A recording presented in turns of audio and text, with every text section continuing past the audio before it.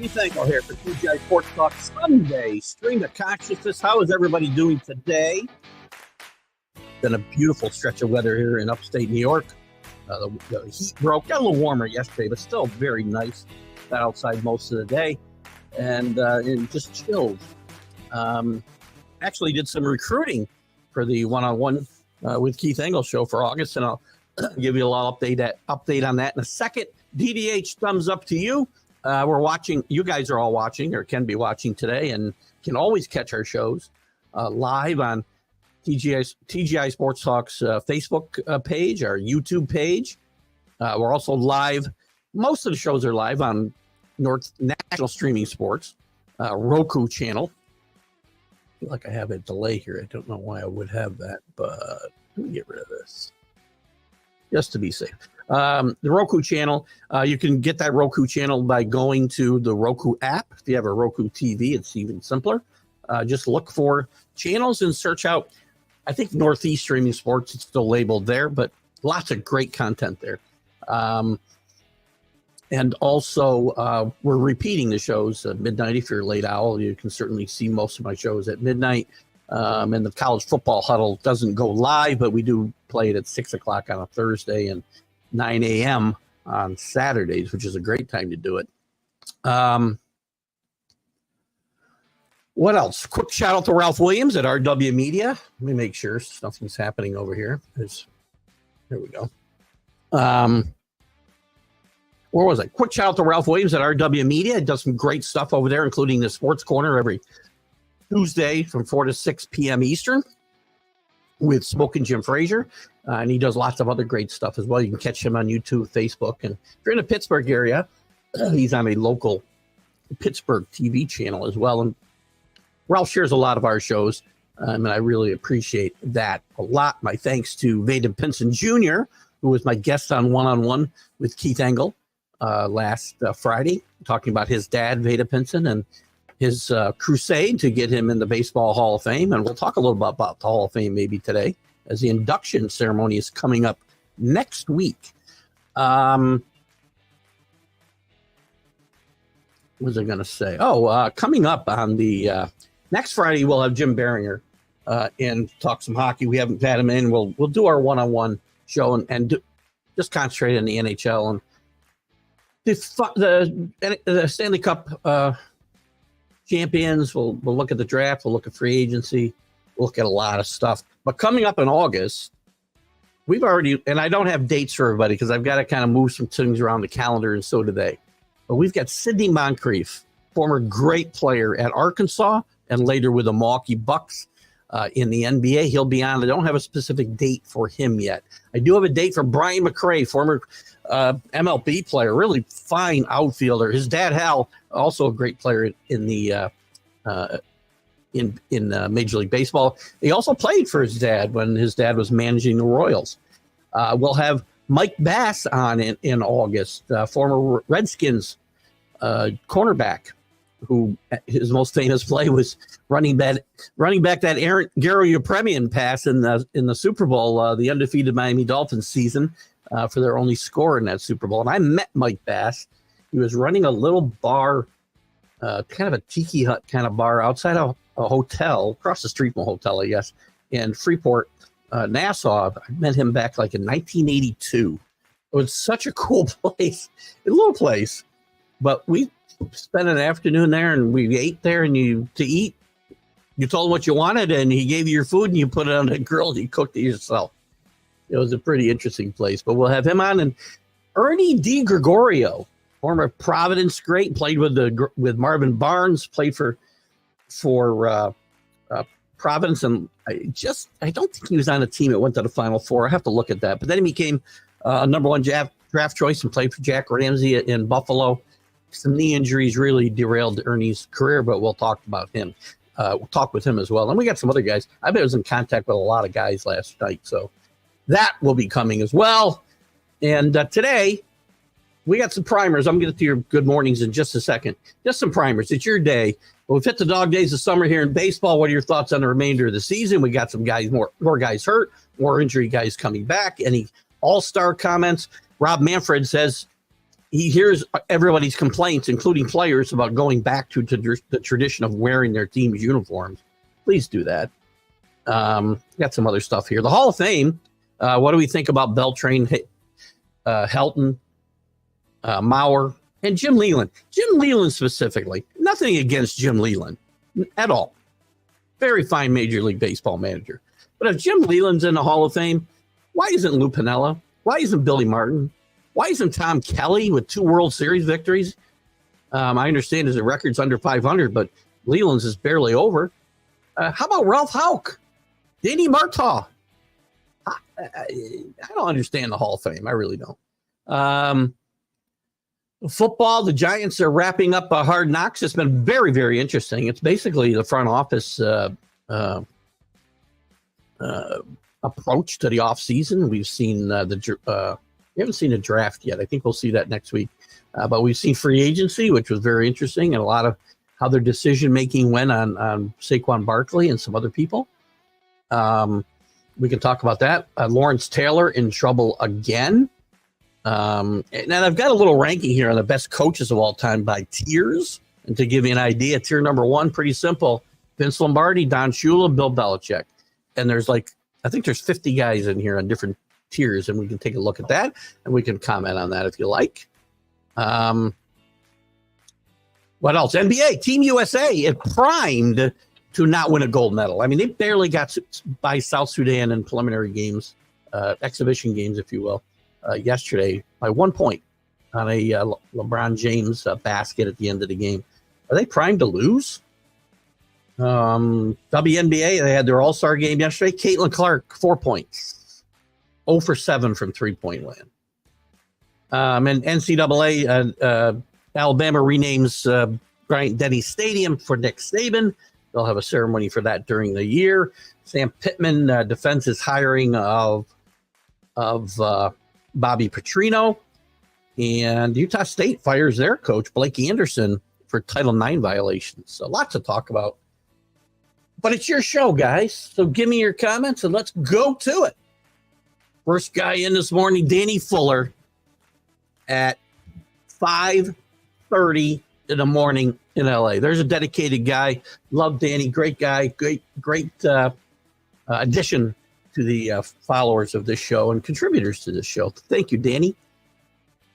Dave Gayette, good morning out there in Amsterdam, New York. Good to have you. Down the Southwest, we've got CA. How you doing, CA? Good to have you with us. Are you in the minivan? Are you in the travel van today? I don't know what we call these things today. Dodger blue looks good. I have to, as you probably noticed, I have about, I buy these and I found these. I love these tops. When it's cool down here, I can put it on. I'm still, they're short sleeve. I wear these a lot. And I've got about 7 colors now. But thank you for the Dodger blue. I do kind of put colors on sometimes. See if somebody will reference what color I'm wearing. It's a good morning to Rick Sherlock from Danny. Good morning, all. How about, there you go. 42-point favorite. South Sudan, as far as I know, doesn't have any NBA stars playing for it. Team USA plays Serbia today, by the way. Which I'm sure has some NBA players on it. I'm not sure who without looking at the roster. Danny Fuller, Super Bowl 1972. That's correct. Mike Bass and that very interesting Gary Apremian pass. If you haven't seen it, go to YouTube and check it out. Mike Bass is an interesting guy. And again, I haven't had a conversation with him in 40 years, so we'll see how that goes. Scott Colby, good to see you with us.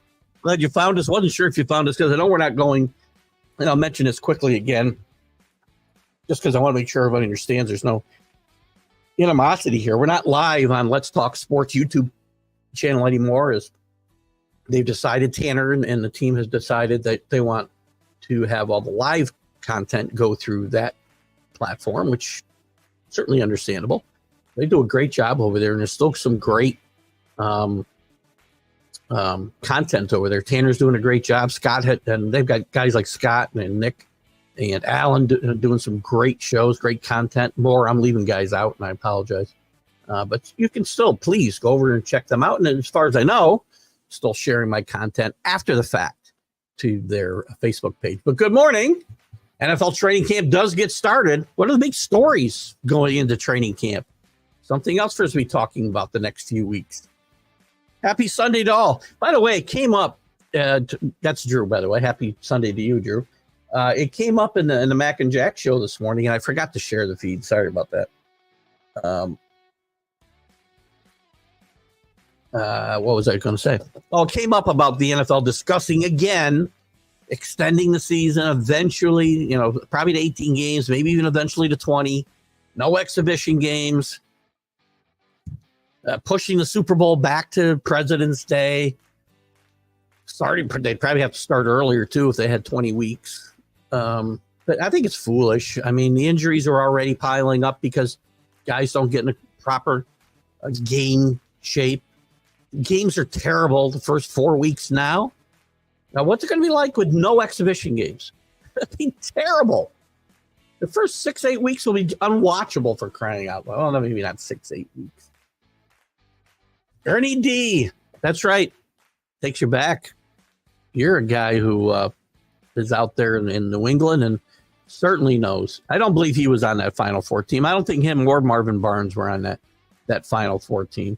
But Dave Gavitt had some great teams there in Providence. In fact, he didn't coach that team to the Final Four. I think that was Joe Mulvaney, if I'm not wrong.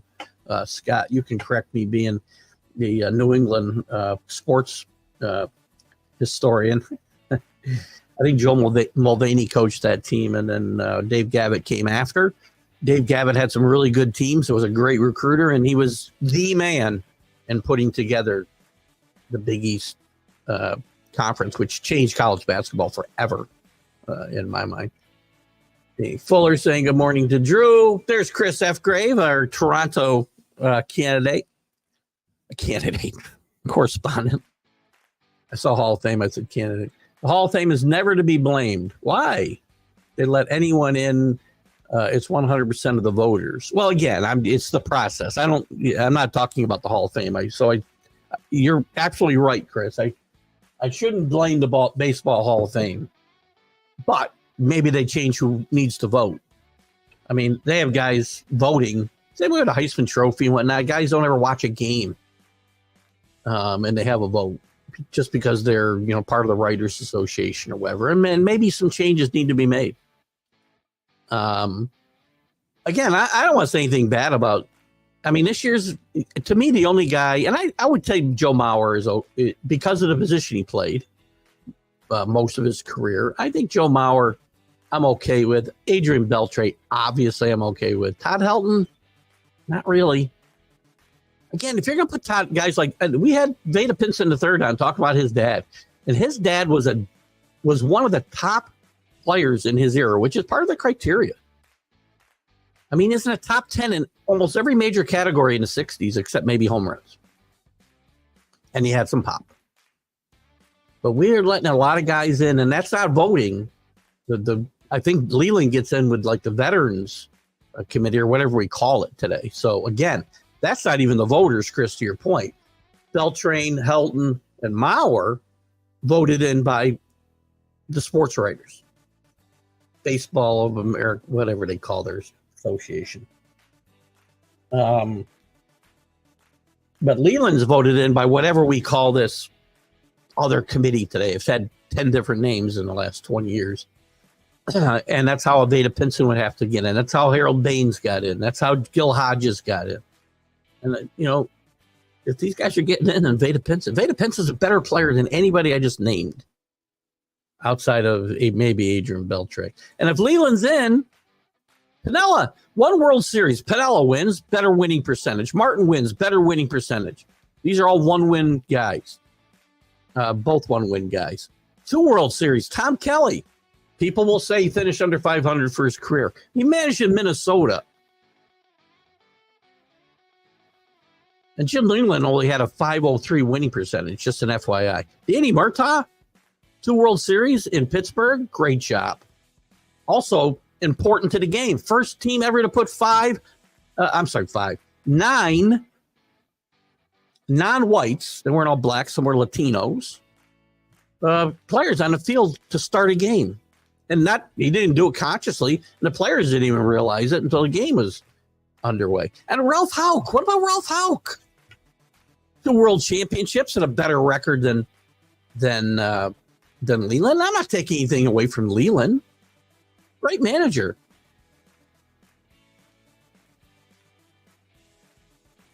Ralph Houck, I think, because, well, he stepped aside and they named Yogi, and that didn't work out. They brought in Johnny Keane, and that was a nightmare. And then Ralph Houck came back. And people think they were awful from 64 to 76. They had some good years under Ralph Houck. So he won 2 World Series in his first go-around with great teams. Then he had really mediocre teams. He still won 90 games once and still finished 20 games behind the Orioles. But anyway. Thurman Munson had better numbers than Fisk. He didn't have better numbers than Fisk, unfortunately. I mean, because Thurman's played less time than Fisk. I mean, again, if you compare, their impact on the game and the years that Munson was at his peak, unfortunately, Munson wasn't going to play much longer. But if you look overall, I mean, Fisk has got him in home runs. Thurman probably has him in batting average, but I'm going to guess Fisk has him in home runs and RBIs. Munson's got him in World Series championships by 2. I think Thurman deserves to be in, but not the expensive. Fisk is a Hall of Famer, definitely. Thurman, unfortunately, leaves. And again, I love Thurman Munson, Dave, and I waver. There's times I think I'm really mad that Thurman's not in the Hall of Fame, and then there's other times I understand. Rookie of the year, he's got an MVP, but the stats people like to look at aren't necessarily in Thurman's favor. But great player, great leader. I talk about leaders all the time. Thurman was a guy who led by example and went out there and played hurt all the time. Fisk was hurt all the time. Thurman was too, except he went out and played. Always interesting to see how MLB players recover from the All-Star break. Do hitters continue hot streaks better than pitchers or vice versa? This is true. I mean, they're not used to. And what's essentially 4 days off, 5 days off, depending on. I mean, if you played Sunday afternoon, you're off till Friday night, and I guess you could call it 5 days, depending on how you want to look at it. And plus, somebody was off Friday. I'm not sure why. I don't think the game was rained out. I don't think there was a game scheduled. But excellent point, Drew. Danny, it must be stars. Thank you, my man. You are the best. And I appreciate it more than you know. Scott Kobe, I took plus 36.5 with Sudan. It was 42 too, other places, as Rick pointed out. Just thought the USA was going to have one of those I don't care games. They've had several of them. They aren't blowing teams out. They almost lost to Australia. Now, again, remember something too. When we talk about the Sudans and the Australias, the talent level is not even close to being comparable. But these guys have played together for a long time, and that means something. And the USA, and I think this year, I had this little discussion on the Mac and Jack show a couple weeks ago, and I made a mistake of saying they want the best players, but they shouldn't want the best players. They should be looking to put the best team together, the team that can play together. There was some controversy this week about whether Anthony Davis was having a great camp, if you will, and Joel Embiid wasn't. And that Anthony Davis was likely going to start over Joel Embiid when we get to the Olympics. We don't know yet. We'll see. But to me, the best players should play. The guys who play together, not the best players. The best 5 guys should be on the court together. And if you're going to have a total second unit of guys that fit together, which I think is kind of what the Dream Team did in a lot of cases, that's what they should do. But listen, they've lost before with NBA players. I think they got a bronze in Seoul, if I'm not mistaken. Well, maybe they weren't NBA players. I take that back. That's a Seoul Olympics. But I'm sure there was a team Larry Brown coach that maybe didn't medal. But most of the time we're dominating. This team, I think, is ripe to potentially not win a gold medal because there's a lot of really good talent spread about these European and Eurasian teams. Really good stuff. So we'll see.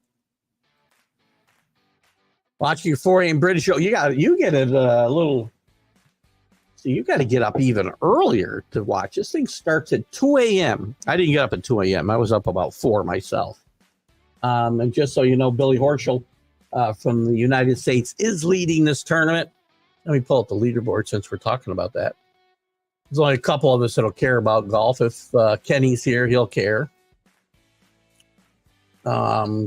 Obviously, where's my leaderboard? Ryder Cup. Did I get rid of it? Damn it. Now I'm pissed.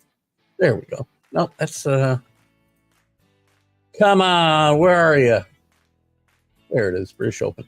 So Billy Horschel is leading at 4 under, but Rose is right there at 3 under. Henley, Lawrence, Schaffel is 1 shot back. It's going to be a great finish today, I think. You've got 1, 2, 3, 4, 5, 6, 7 players within 1 shot of the lead. 6 within, count if you don't want to count the leader.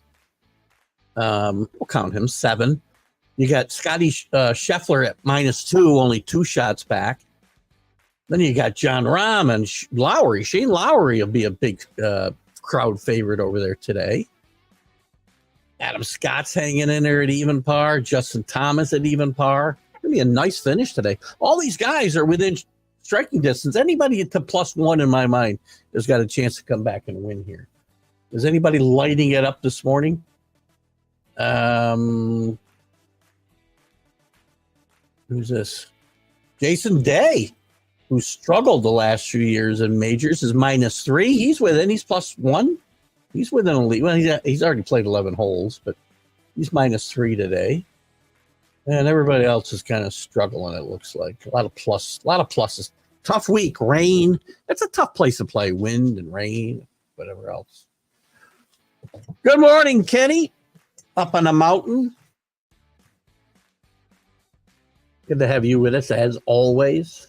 Speaking of golf, we'll get out and play. I won't be here. Well, I don't know. Next week's show is a little up in the air. Friday, noonish, between noon and 2 or whatever. We're leaving for Mystic, Connecticut for the weekend. Go to the shore a little bit with the family. The whole family's going, so we'll have a nice time. We'll be there till Monday morning and back to work about noon on Monday. So Sunday morning show, I'm bringing my computer and stuff, and depending on the internet connection I have and where I've got to do it, we'll do something hopefully next Sunday as well. I don't plan on canceling altogether. I'll let you guys know during the week. But then we'll get back and play some golf maybe, Kenny. Joe Mulvaney did coach the team, and Ricky P. also took Providence to the Final Four with Billy Donovan. Yes, I was talking about. I forgot about a little bit about Rick Pitino taking them there in 1987. I want to say Syracuse was there, so Big East was well represented. It was Syracuse, Indiana, Providence. Don't remember who the 4th team was, but it was a Syracuse, Indiana final. I do remember that. Ernie D and Bob McAdoo. Yes, that Buffalo team. And then Ernie D hurt his knee, so he wasn't part of he wasn't as big a part of the team as it got better. That team got better and better and better in the East. And remember, the East was really tough then, and the league basketball was played much different. It was a tough game. But the Bullets were really good. The Celtics were really good. The Cavaliers were really good. And they had some great series with the Celtics. They had some great series with the Sixers. This just had some great series, and it was a very, very good team. Jim McMillan played on that team. Gar Hurd played on that team. Randy Smith, very underrated NBA player. I followed that team a little bit as a kid. As the Knicks started to struggle, and I was, not that I was a big fan, but I did watch them and root for them. Jack Ramsey came in there, and then when he left, his first year he leaves, he wins the title with Portland. So, we'll talk about all of that with Ernie D when we have him on. I don't have a date for him yet, but he promised to get back to me by Monday, and I told him now the 9th was out because the 9th is the day we have, August 9th, we have Brian McRae. And the other guys I mentioned, we're still trying to figure out which days they'll be in. Paul Spada from Wisconsin is with us. Probably the only New England sports fan in Wisconsin would be my guess, or one of the few. Can't be a lot of cheeseheads out there that are Patriot, Celtic, and, well, maybe not Celtic so much as Red Sox. Ugh. Red Sox playing good baseball, by the way. What did they do here this week? It's Paul Spada. What have they been doing since the weekend? I mean, they started the weekend 4.5 back. Other than Yankee scores, I haven't seen hardly anything. The Orioles come out of this. Who came out here hot? Orioles will win a couple. Red Sox lose a couple. Fall 6.5 back. Sorry, Paula. Jinxed you, I guess. Royals come out with a couple of wins. Tigers continue to play good baseball, 4 straight now. Just a game under 500. Very close to that wild card. The Astros are now in first place. Big series with Seattle. They won both the first 2 games. I said, I'll come back to your comments in just a second. I said, and you guys have heard me say it every MLB update and then on this show as well. Seattle and the Rangers to some extent. The Rangers have lost 2 coming out of the break. Will rue the day they didn't put their foot on and choke out the Astros when they were so bad the first month of the season. And the Astros are back and in first place. Who else? The Phillies come out slow. Nationals won 2 in a row. Mets have split, it looks like. Brewers win their first 2. Pirates win their first 2. 6 in a row for the Pirates.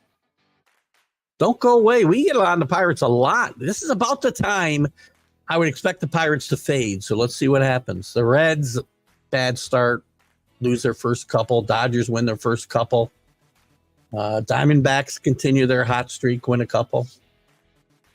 And the Rockies with 2 wins out of the gate. And I'm sure Danny will hate to hear me say this. My dark horse in the NL was the Giants, and they've lost 2 in a row after making up some ground early on. Bobby Cox, another great name. Bobby Cox wins 1 World Series. 14, correct me if I'm wrong, 14 division titles in a row. I think I'm right.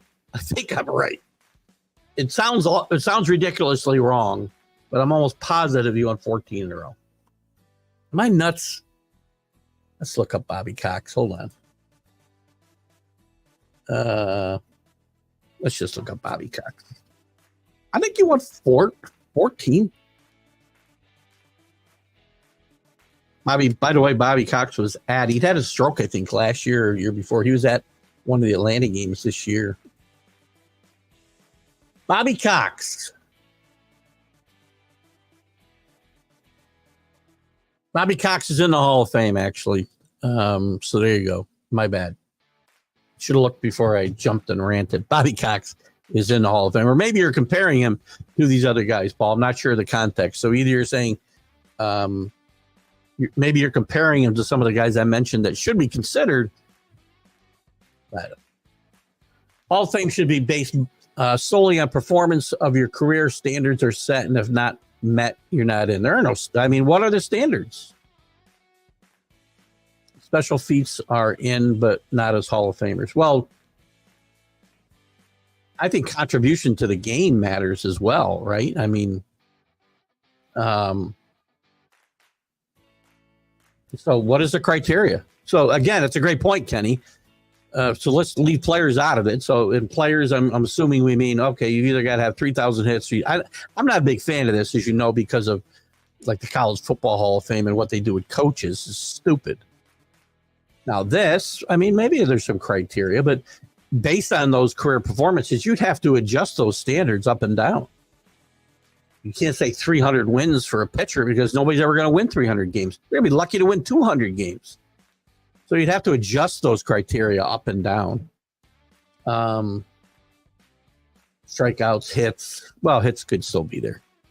But are players going to play as long to accumulate those things? If your career is shortened because of you died, like Thurman, you got an eye injury. Kirby Puckett's in the Hall of Fame. Don Mattingly isn't. Why? I don't know. I don't really want to say you got to hit these numbers. But Roger Maris broke Babe Ruth's all-time home run record. He had really two really good seasons in his career. He won back-to-back MVPs with the Yankees. But again, your contribution to the game matters as well, right? If you're a commissioner who had a great impact on the game, then you should be in the Hall of Fame. Writers have their own wing.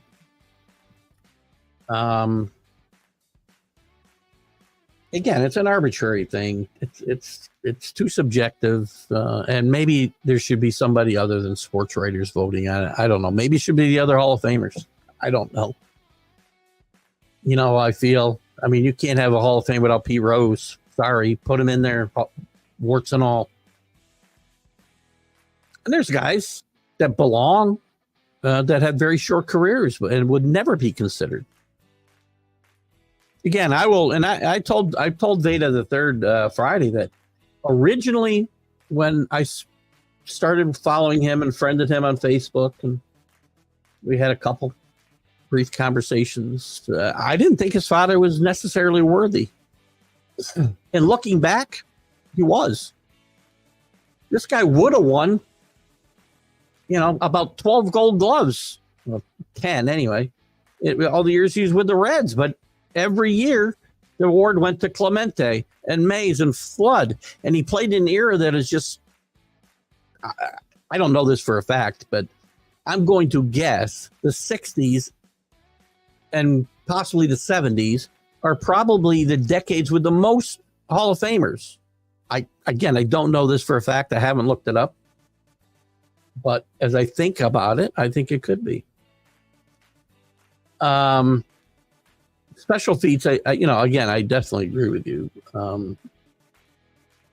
Although, if you were a mediocre pitcher and won 200 games, well, mediocre pitchers don't win 200 games, I guess. Some do. And you threw 7 no-hitters, which will never happen again because of the way the game's played. It's fun. Hall of Fames are always going to be very subjective. And I will say this. Baseball does a much better job than, say, the NFL. Because if nobody gets the required number of votes in the Baseball Hall of Fame, there's just nobody goes in. There's been years where they have had no inductees. In football, you've got to have between 5 and 13 guys go into the Hall of Fame. So we have to pick somebody, no matter what. Munson was a great character, and that's what most of us remember. No, great character. He had a great character. So I think that's what you mean, Kenny. He was a hard-nosed ball player and a leader and had great character. I think that's what Kenny's trying to say. And he was, it was funny. The obviously the uproar that Reggie caused when he came in there in 1977, trying to say Thurman, Reggie was a straw that stirred the drink, and Thurman thinks he is, but can only stir it bad, meaning he was going to be the leader of his team. Wrong. Thurman was always the heart and soul of that team. All you had to see was what happened in 1979 when he died. That team was in trouble before he died. I get that. Somebody's going to throw that at me. I know that. But that team was lost after that. Now they came back in 80, but they missed Thurman a lot. I have no doubt, by the way. Well, first of all, maybe I'm wrong. Because Thurman wanted to get home, and most likely Thurman was going to get traded to Cleveland in 80, 81, maybe late 79. I don't know. Thurman wanted to go home. That's why Thurman died. Thurman had a plane so that he could go home every chance he got. And he died because of his love for his family, basically. And I think he would have ended up in Cleveland. But I also believe at some point Thurman would have managed the Yankees. Good morning, JB. Orioles with a 3-game winning streak suddenly. Yankees and Orioles have been trying to decide which one of them is going to be worse, I guess, to figure out who's going to win this division. And the Red Sox had creeped up on both of us and off to a little bit of a bad start here in the second half. When you look at the Yankees-Red Sox rivalry in the 70s, Fisk and Munson are not mentioned often, but they are hard. Oh, they were. And again, I think they're mentioned more now than they were maybe at the time. Munson hated Fisk. Anything you read about the Yankees in that time frame, from the Yankee perspective, Munson hated Fisk. The Yankees, I think, hated Fisk. I mean, Lupinella and Fisk got into it at least once. There was some good. Those were great rivals. Well, they were rivals. And Scott, I'll tell you a funny, and you've probably heard this. See, so the Red Sox, and still, until 2004, when they came back and they won after being up or down 3 games, when they came back and beat the Yankees. It was one of the great rivalries in baseball, but there were people that would, in sports, there were people who say that it's only a rivalry because the Yankees had 20, well, at the time, 20, whatever the number was, 25 or the time, 26, 27 now. That was rivalry only in the sense that if you thought a hammer, the relationship between a hammer and a nail was a rivalry, which I think is a great line. But unfortunately, the Red Sox since 2004 have had a bit more success than the Yankees. When you're talking about the ultimate prizes, right? They've won some World Series, more World Series than the Yankees since 2004. Now, in 3,000 years at this pace, you'll probably catch the Yankees and be tied at 27. Paul says, I think with such a long season and so many games, the All-Star break for the players is needed. I agree to a certain extent because, again, they're out there every day. But then again, your mindset and your mentality is I need to be out there playing. So some guys is really good for. And I went through this on the MLB update. And thank you to Drew, by the way. I meant to mention this at the top. I had Drew on Friday. And we did, and the MLB update was kind of, we took a look at the standings and where we were, and we used our predictions from the preseason and applied them to where we stood now and who we thought might have a chance to come back and such. But I want to thank Drew for coming on Friday. Sorry, I meant to do that at the top of the show. I do think, and I talked about it 2 weeks ago on the show, that there were teams. I think there's teams that need an all-star break, and there's teams when they get hot and they break their momentum, it doesn't help. And we went through that. I think the break helped the Dodgers a lot. I think it might hurt some other teams as well. But I think as a rule, Paul, you're right. I think these guys could use that 4-day break. That's why a lot of these guys don't want to go to the all-star game, right?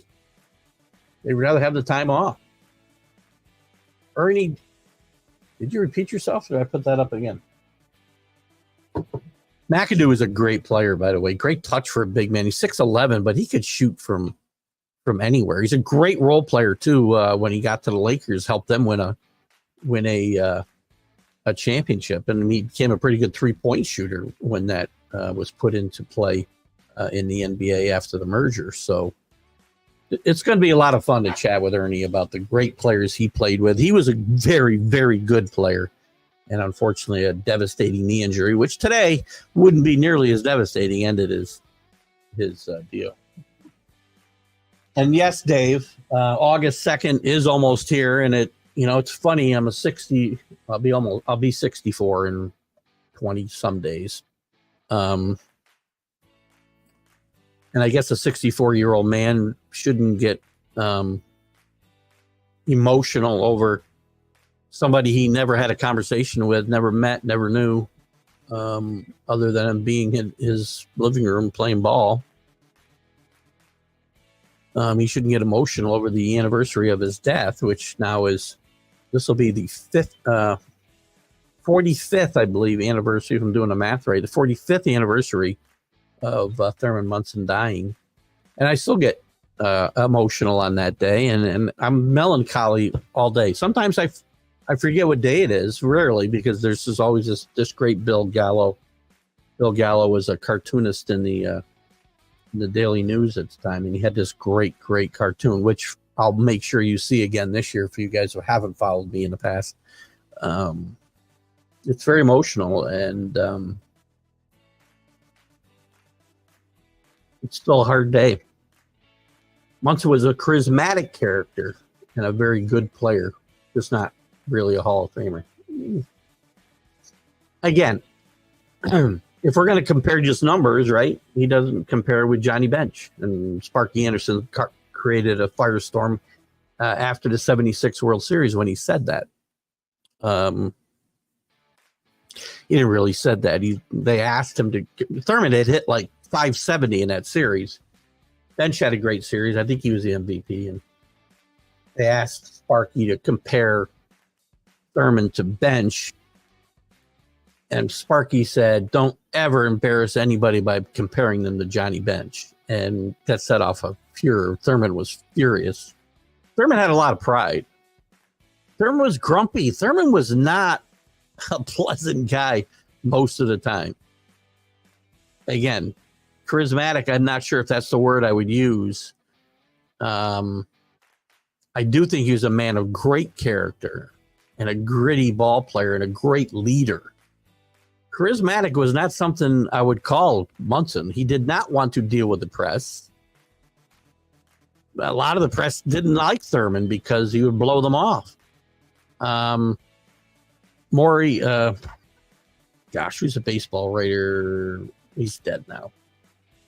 It'll come to me. He's written a few books. And he absolutely despised Thurman. That's his problem. Thurman's who he was. Here's the thing. I would not use charismatic, but Thurman didn't suffer fools lightly, and he also did not pretend, right? He didn't pretend to be nice with the press like A-Rod and some of these Reggie and some of these other guys who want to kiss up to the press. Thurman didn't like talking to people, and he made it clear. Thurman played hard. Thurman played through injuries. And again, you have to consider positions, Kenny. You're not wrong necessarily about, the numbers matter, but some guys are accumulators, right? They play 20, 22 years and they accumulate a lot more numbers than somebody who played 10, obviously. And their career may have ended under tragic circumstances. And you have to consider the position that they play. Catchers are looked at differently than first basemen, right? Second basemen are looked at differently than center fielders or right fielders or left. It's all, again, you can't look at offensive. If you just looked at offensive numbers and didn't consider defense, then guys like Louis Aparicio and Bill Mazeroski, Ozzie Smith would never sniff the Hall of Fame if defense wasn't considered. Which I'm not sure you're saying, by the way. But whatever. That's why White was chosen over Brown. I think Rick is talking about my comments about putting the best team together. Yes, Jaylen Brown is a much better player than Derek White. Did he fit this team better? That's what it's all about. And Steve Kerr's a really good coach. They're not going to lose because of bad coaching here. This came up a little bit in the discussion. I don't remember which show I was guesting on, but it came up that Steve Kerr's too inexperienced maybe to handle all these egos. Well, Steve Kerr has 4 three, I think 3 or 4 NBA championships. He coached a team to a championship full of egos and Steph Curry and Durant and Draymond Green and Klay Thompson, some others. Steve Kerr's a really good basketball coach. Where on earth is Jaylen Brown? No, Scott. What we just said is exactly why he's not there. Derek, you shouldn't be taking the best players. You take the team that will fit together best and play the best as a team. To that argument, maybe LeBron doesn't belong there. And Grant Hill, I think, has done a very good job of running USA basketball. And before him, Jerry Colangelo did a very good job running for 2 decades almost. Jerry Colangelo, I think, ran USA basketball. Coach K did a great job coaching, but they didn't always take the best players. So this one, Scott, you and I agree on a lot of stuff. This one I will disagree on. I think taking Derek White and some of the intangibles that he will bring to this team that Jaylen Brown may not. You don't need more great players. Now, if you're telling me he'd fit better than some of the stars that they took, well, fine. And again, I'd have to see more of Jaylen Brown compared to whomever. This is a team you've got to throw together quickly. You've got like 6 weeks to put this team together and make them into a cohesive unit. Almost impossible. So you've got to take guys that will accept their roles, and I got to believe it. And Steve Kerr has some input on this, by the way. So don't just blame Grant Hill. You don't think Steve Kerr is going to be brought into the conversation saying we got to send Kawhi home because he's not going to be able to help us? You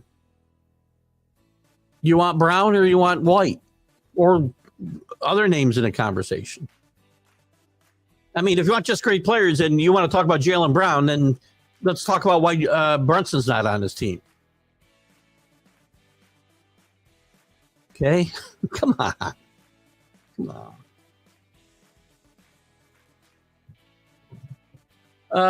Wait, good morning, people, and keep thinking, what?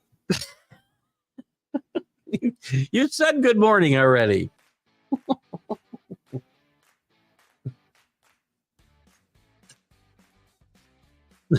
Kenny, once we've gone back and forth like 8 times, you can probably assume you said good morning. What do you got going on here, Chris? What do you bringing to me? Honda Indy today. What's that? They never quite nailed Thunder Alley in the fan section, even since the Molson Indy days of the tents are just sales. I've seen a real tent down there. What is the Honda? Oh, I'm guessing it's a car race. This is a Formula One race, I take it? We don't cover a lot of horse racing, horse racing. I would cover more horse racing than car racing. I'm not a big fan. It's funny. I put it in, all I get is car dealerships. Or is it Honda Indy race? Hold on here, Chris. I think Chris has taken my, he tries to stump me. Here we go. Official site of NTT IndyCar Series. Is that what we're talking about? I'm guessing it is. Listen, these people are crazy, though, that follow car racing. And I don't mean that in a bad way. They are fanatics, man. At least NASCAR here. Even Indy Series people. They're crazy. When I was a kid, I think I followed a little closer. My father followed car racing a little bit. The Indy 500 seemed to be a bigger deal. So he would watch that, and probably more NASCAR than anything else at the time. But is that I mean, is car racing as big a deal in there as it is in like the deep South here, and that's not even just a deep South. I shouldn't say that. I mean, the following up here in the Northeast is huge. We don't get races. I think we get a couple like in Darlington. That's in New Hampshire, I think. So I'm curious. Golf is actually not paint dry. I would argue, Paul, and I'm a huge baseball fan. I play golf. Golf is I'm assuming you don't play golf. And if you do, I apologize for assuming that, because you should never assume anything. But I'm going to assume for a moment you don't play golf, and you can correct me. People who don't play golf don't understand what's exciting about watching these guys play, because you can't. And by the way, watching them in person is even better, because you cannot appreciate how good these guys are without playing the game. And I have never found some tournaments. So you know what I find like paint drying when they shoot 28 under par, like it's boring as hell. When these guys go out and struggle around a golf course the way that I do, and shooting par is a really good score, then I find it very exciting. So, but again, everybody's entitled to their opinion here. My guess is most of the people who will say that to me are not golfers, though. So, which is fine. You know, I find that, Chris, don't take offense to this, or any of you car racing guys. I'm not a big car racing fan, because I just don't know how you watch guys go around in a circle for 3 hours any better than they find it better than golf. And I would argue that it's more exciting than most baseball games I watch when I'm watching nothing but home strikeouts and walks all night, day long. At least they do it in, 2 hours and 15 minutes now, and not 3 hours and 15 minutes. So it's a boring game that's played shorter period of time. And again, I'm using an exaggerated example because I don't find golf boring. But this is why this is a great country, Paul, because I can disagree with you and we part friends. Happens a lot. Happens a lot. Should be very busy next few weeks with the trade deadline. Trade deadline is, you know what? We never did determine it. I don't know why I had the 26th in my head. Probably only because it was a Friday to talk about it. It is July 31st. I don't know why I had that in my head. That's a Wednesday. It's funny, Drew. We talked about it, and I know you brought it up Friday that, sometimes teams.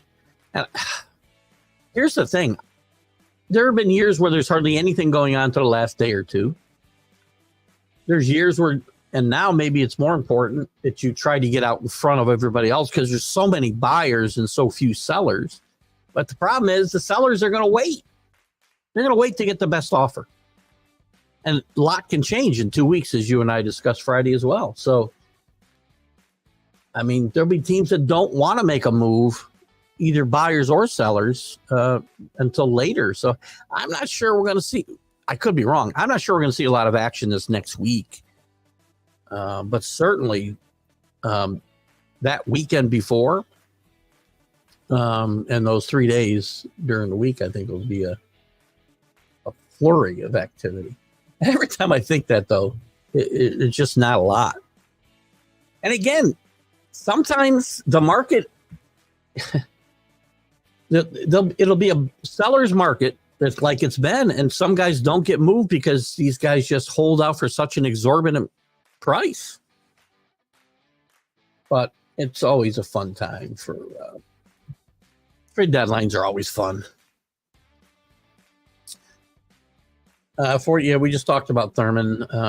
Was a terrible day. I do remember where I was. I was coaching a Babe Ruth team, not a Babe Ruth team, a rookie league team, 16, 17-year-old kids. And I was only 19 myself. And we just got done playing and somebody told me what had happened. And I was shocked. And I'm still shocked today. Scott, Bailey Horschel has not been in this position ever. I don't think he will win it.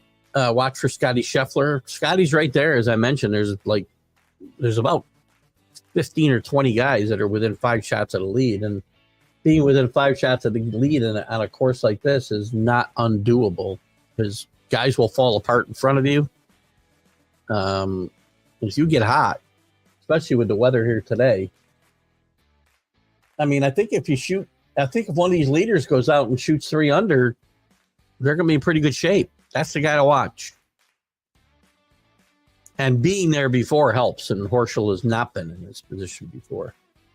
Scheffler is always dangerous, man. The role Scheffler's on now is just awesome to watch. He's just tremendous golfer. I like his attitude. I like everything about Scottie Scheffler. CA, speaking of catchers, Astros and Rangers both picked high in the draft for some potential studs behind the plate. It's interesting, the baseball draft, they try hard to try to spice it up to be like the NFL draft, even the NBA draft, and it just doesn't seem to ever meet standard. And I don't know, it's just because we don't know the players, right? You got kids from high school, you got college baseball players, we know a few of them.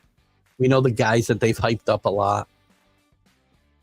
But you get to the NFL draft, like everybody being picked for the most part, for the first 3 rounds anyway. And it's such a crapshoot. You draft guys in high school, they may never sign. I don't know how many times I've talked to some of the former players that I've had on the one-on-one interview show where they were drafted 2-3 different times before they signed. Tiger should ask for an early entry into the senior tour. Listen, listen. And I had this argument with Mac and Jack, I think on Friday. Was it Friday? No, it might have been Wednesday night. I mean, they feel like Tiger should not be in this tournament because he's got no chance to win. There's 50 guys in this tournament with no chance to win. You win these majors and you're exempt for X amount of time. Some, like the Masters, for a lifetime. Tiger's exempt here till he's 60. And he should go back and play. Tiger didn't make the cut. You know who else didn't make the cut? Bryson DeChambeau. Nakajami, Molinaro, Rory McIlroy, Mick Fleetwood. I was going to say Mick Fleetwood. Tommy Fleetwood. Some of the best players in the world. Give Tiger a break. Tiger was a great golfer. I get upset still when he's in the tournament and we're following every shot when he's 10 shots off the lead or 10 over par or whatever. It's stupid TV coverage. But Tiger should go out and compete. And I don't know that Tiger will ever play in the Champions Tour. It's not the Senior Tour anymore, just an FYI. It's the Champions Tour. Which is a misnomer because they're not all champions. I don't know that you'll ever see him play there. Because I don't think that's what the kind of thing that really drives Tiger. Maybe he does. Maybe he goes out and plays in their major tournaments. But Tiger Woods was a great golfer. Tiger Woods brought a lot of people to the game of golf. Tiger Woods was a guy that lots of people liked on his way up, and they couldn't wait to knock him down. I have this conversation all the time. This is what we do in this country. We love to do this. I don't know what it is about us as a people that we love to watch people rise, but we can't wait to see them fall. And it's human nature, I guess. I've probably done it myself. Although I can't think of anybody I rooted for specifically and then rooted for them to fail. In fact, I never rooted for people to fail. I don't root for bad things to happen to people. Maybe I do. Maybe I'm fooling myself there. I could be fooling myself there. Tiger's done himself no favors either. But if you don't think Tiger's been important to the game of golf, then you're not paying attention. And I get why people don't like him. I mean, again, Everybody here is entitled to their opinion. That's what this is about. I'm entitled to disagree. But anyway, he should go and play. Any of these guys who have won the Masters, won the U.S. Open, won the Open Championship here in Britain. They're playing in Britain. I didn't know they were playing this year, to be honest with you. Can't really tell from what I'm watching here. I like Lowry. Lowry just had a tough shot out of a... Oh, that wasn't Lowry. It was somebody else. I thought it was Lowry. He's a big guy. I like rooting for the big guys out of shape with a beer belly.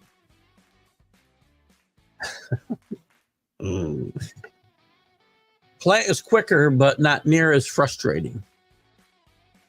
Not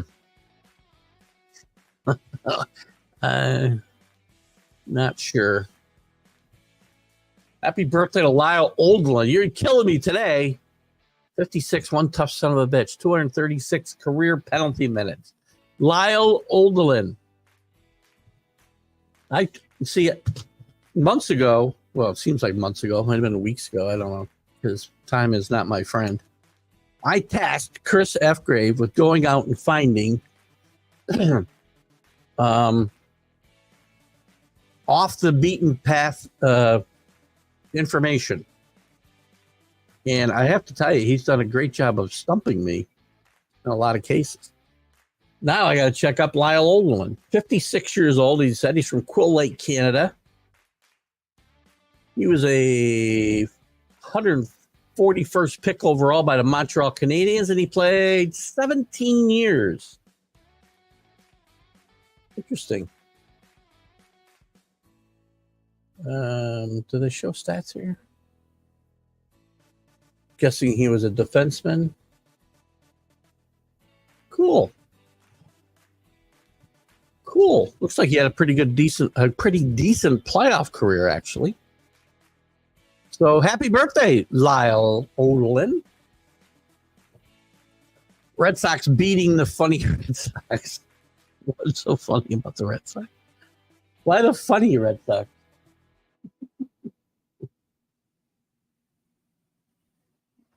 By the way, Met fans and Yankee fans, what do you think about Luis Severino? When the Yankees gave every opportunity. Listen, I've bashed the Yankees as well. And he may not be totally off the mark here when he says the Yankees have only 2 good hitters in their entire lineup. He's not far off the path, maybe. What do we think about that comment? And the break was good for your Dodgers, Danny. Clayton Kershaw scheduled to come back this week. Good news for them. Walker Buehler, I think, will be back in a couple of weeks. Maybe by August, which would be a couple of weeks, I guess, right? Dodgers are winning that division. Royals coming out hot. Does not count because they're playing the White Sox. It still counts. The games all count. Right? So, again, listen, 20-some teams have lost to the White Sox this year. Hold on. I also haven't done I did this. So the White Sox losing a couple more. Go away. Get my trusty calculator out. Where were they, Drew? Friday we did this. It was 118 losses for the White Sox. We should be to at least 119 now, I would say. 162 times 0.270. 43. They're at 119 game loss trend right now. Go White Sox. Every year I got a team. See, I guess I just ruined what I said before, Rick, so I apologize. I do root for teams to fail. But is that really failing? Am I really rooting for them to fail? Because I'm rooting for them to break a record. It's a dubious record, but it's a record nonetheless. You can only, by the way, you can only play the teams on your schedule, Scott. Remember that. Today is Paul Skeens Day. Enjoy the day, everyone. Is he pitching today? By the way, this kid, I hope to God he doesn't get hurt because this kid is really good. Or are they literally having a Paul Skeens day for him today? He's not pitching, so I'm assuming. Oh, that was Saturday. I don't have this. I said scheduled. Sorry, I'm yelling at my computer. No, he's not pitching. So I'm guessing it's literally Paul Skeens day. Listen, the kid's a great player. Are we having a Paul Skeens day for a guy who's pitched 12 games? Oh, gosh. Compare Cox. Again, Cox is in a Hall of Fame. He's got one World Series victory. I just had him up here. What did I do? Where is Bobby Cox? How come he's... Oh, there he is. Bobby Cox. He's won 2,500 games. One World Series. He's been to 5. He doesn't... I mean, to me, again, Bobby Cox is head and shoulders over Jim Leyland, but the argument would really be for guys who earn it. Hell, I mean, Billy's got a lot less wins, but he's got a lot less losses. His winning percentage is 50 points higher than Leyland's. He's got one victory. So does Leyland. Pinella's got the same number of victories and a better winning percentage and I think as many wins. Tom Kelly's one of the guys Tom Kelly really is forgotten in history. Tom Kelly won 2 World Series with the Minnesota Twins. The Minnesota Twins weren't winning anything when Tom Kelly was there. I think both years they won. They may have had the worst record in baseball the year before. So he wasn't with an organization that was spending a whole lot of money on players. So people are going to point out, his winning percentage was under 500. Well, yeah, but I get that. But he was 2 for 2 in the World Series. You hearing music? Oh, that's still on a little bit. Maybe that's what it was. I figure the music is better than my voice. Thank you, Drew. Could be the news on for the cat too around the corner. And I don't think the mic picks that up.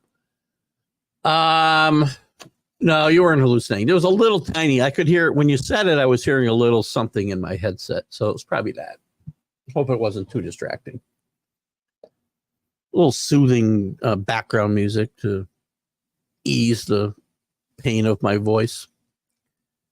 A career is as long as it is, and then use math to see if the standard and criteria is made. So I'm going to extrapolate it out. If I played 10, so what is that? I mean, so that we use an X number of years, 15 years, whatever, which means I would have to take away from players that played longer.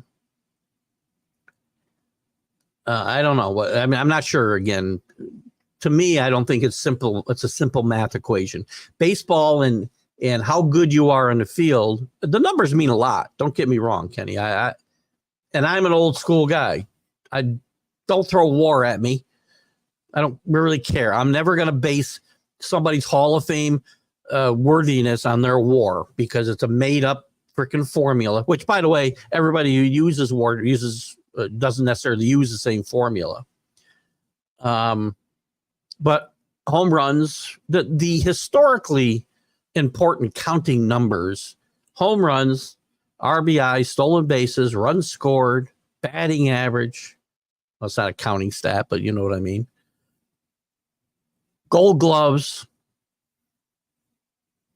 Even those. I mean, I have to take into consideration, again, somebody who may not have gold gloves or all-star appearances as many as other people.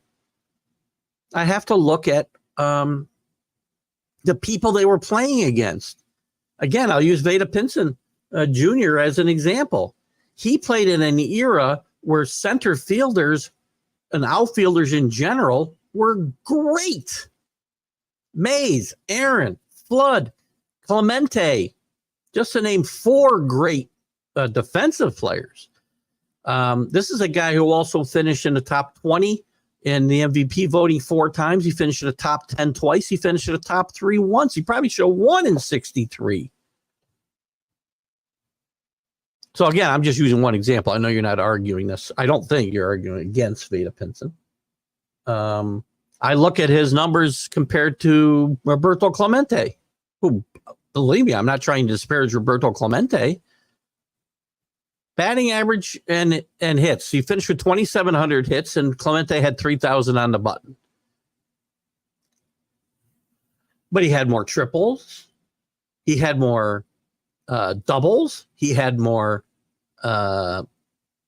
stolen bases. 2 players in the history. I don't have the numbers right in front of me. I'll try to remember what they were. 2 players had. Do I still have it here? Let me see if I can find it quickly. Hold on. This isn't going to help me. Damn it. There's a great stat.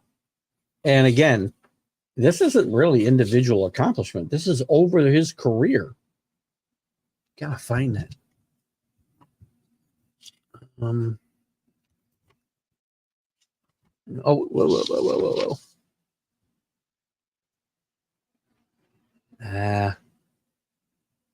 But by the way, he was a Reds hits leader when he retired. Yeah, I guess I'm not going to find it real quick. But there was a stat. I want to say doubles. Damn it. This is ticking me off. I want to find this now. I want to find this. Probably clear away my notes from Friday already. I did. Like over 250 doubles, over 100 triples, over X amount of runs scored, over so many stolen bases. There was 5 categories, and 2 people in the history, very important categories, all of them. Only 2 people in the history of baseball had accomplished it. Veda Pinson Jr. and Willie Mays. I mean, how are you not one of the best players in baseball when you're in that kind of company? Good morning, Anthony. Random is what we do on Sundays. If I only had to put one into the Hall of Fame, who would it be? It'd be Judge. That's probably, again, at this point in his career, it'd be Judge. Now, Ohtani's going to get a lot of, and that's probably my Yankee bias, right? If Ohtani, well, again, I'm assuming you're asking me to do this as of today.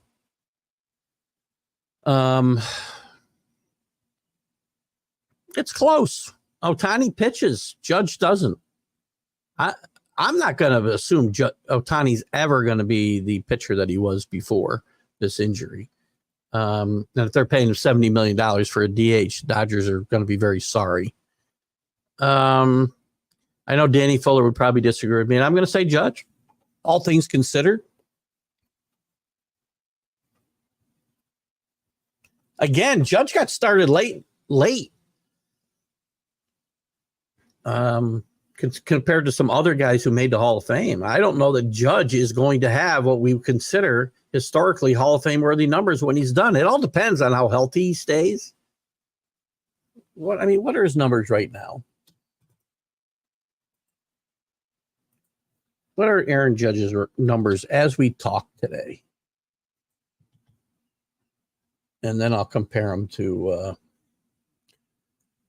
so as of today, he's got 291 homers, only 658 RBIs. That will hurt him later on. 48 stolen bases. Batting average is 284. OPS 995. That's huge. Runs scored 668. That's a very good number. Well, again, that's a little low, actually, as I think about it. When you think about it, hitting at the top of the order. What's Ohtani? And he's been playing since he didn't get started until he's 24 years old. That year he didn't even play. So say 25 years old was his rookie season. If he gets to 500 home runs, he's getting in, which without injuries, he should do. Now, Ohtani, let's take a quick look. Now, the problem is you got pitching to put in here.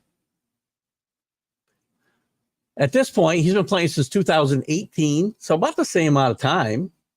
He's got 200 home runs, less than Judge, less RBIs. You know, again, his years are, except for 2021, he had 46 and 100, 34, 95. I guess that's when he started playing full time. I mean, he wasn't playing full time offensively until 2021. So his numbers from an accumulation standpoint, and he's 29 years old, so he's got a lot of time to add to this. And what are the pitching? Does he add the pitching numbers? What do I have to do to get us here to standard pitching? I mean, he's never started more than 28 games. He's never won more than 15.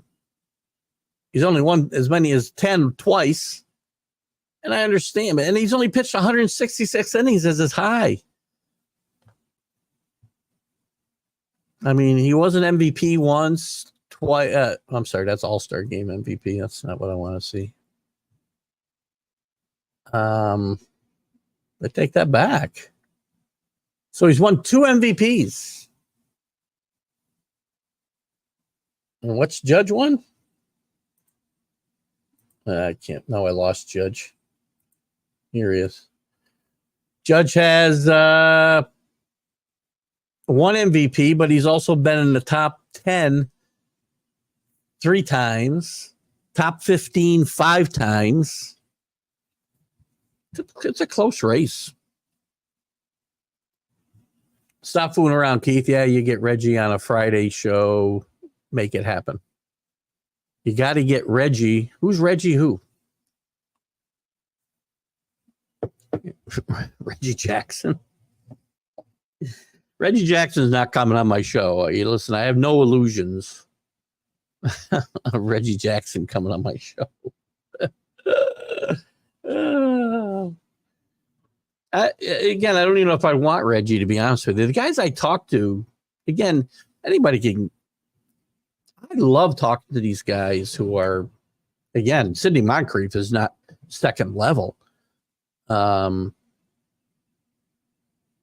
some of these guys are, and I love talking to them because I get some real good stories from the Jim Sundbergs and the Greg Pryors and the Buddy Biancalanas. And I enjoy talking to those guys. Would I love to have Reggie on? Sure. I think Reggie's going to give me Reggie's another guy who's just,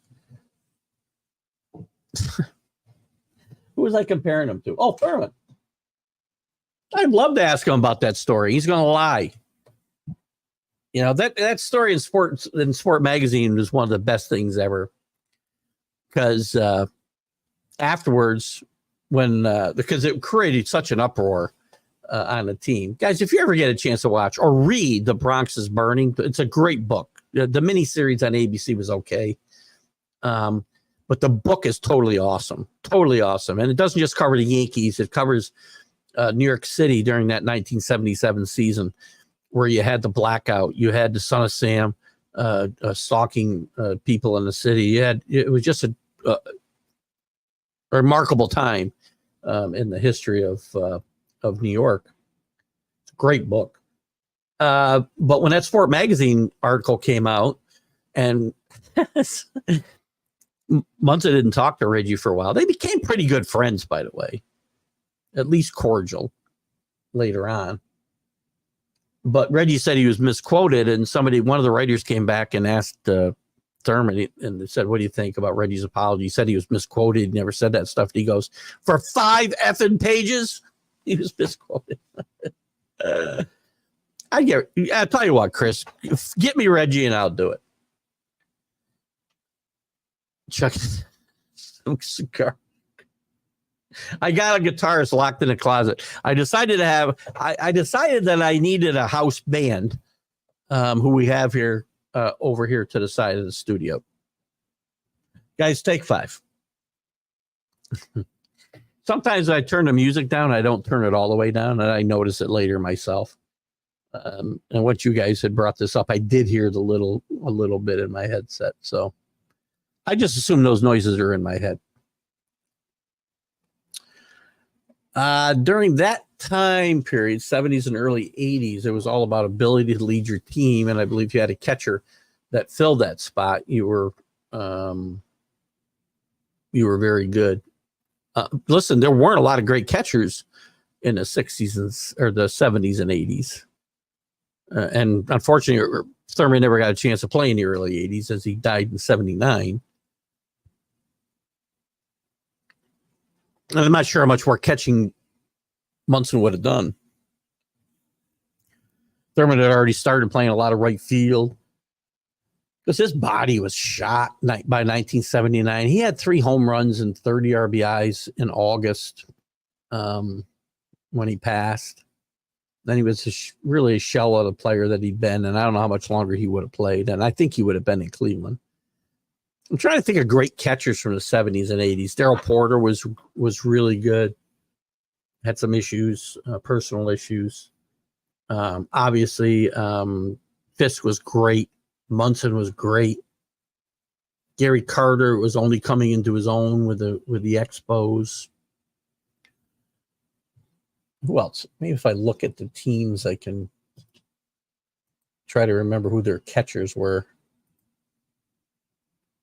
The Orioles had who they have catching then? Early 80s, it was Rick Dempsey, who came from the Yankees in a trade. Rays weren't around. Blue Jays, I'm not sure who the catcher was. They're Ray Fosse in the 70s was going to be great for the Indians. He got run over by Pete Rose, and it affected his career greatly. Twins, Butch Weiniger was a decent catcher. The Royals had Porter for a while. Then they had Buck Martinez and John Wathan. Tigers had Bill Freehand in the early part of the 70s, and then they really didn't have a catcher later. White Sox had a guy named Ed Herman for much of the 70s, I know. The Astros, don't know. Andy Ashby or Alan Ashby, I think. No, Alan Ashby might have been later. Louis Pujols. Bruce Bochy was one of the catchers for the Astros as they got better, like 79 and 80.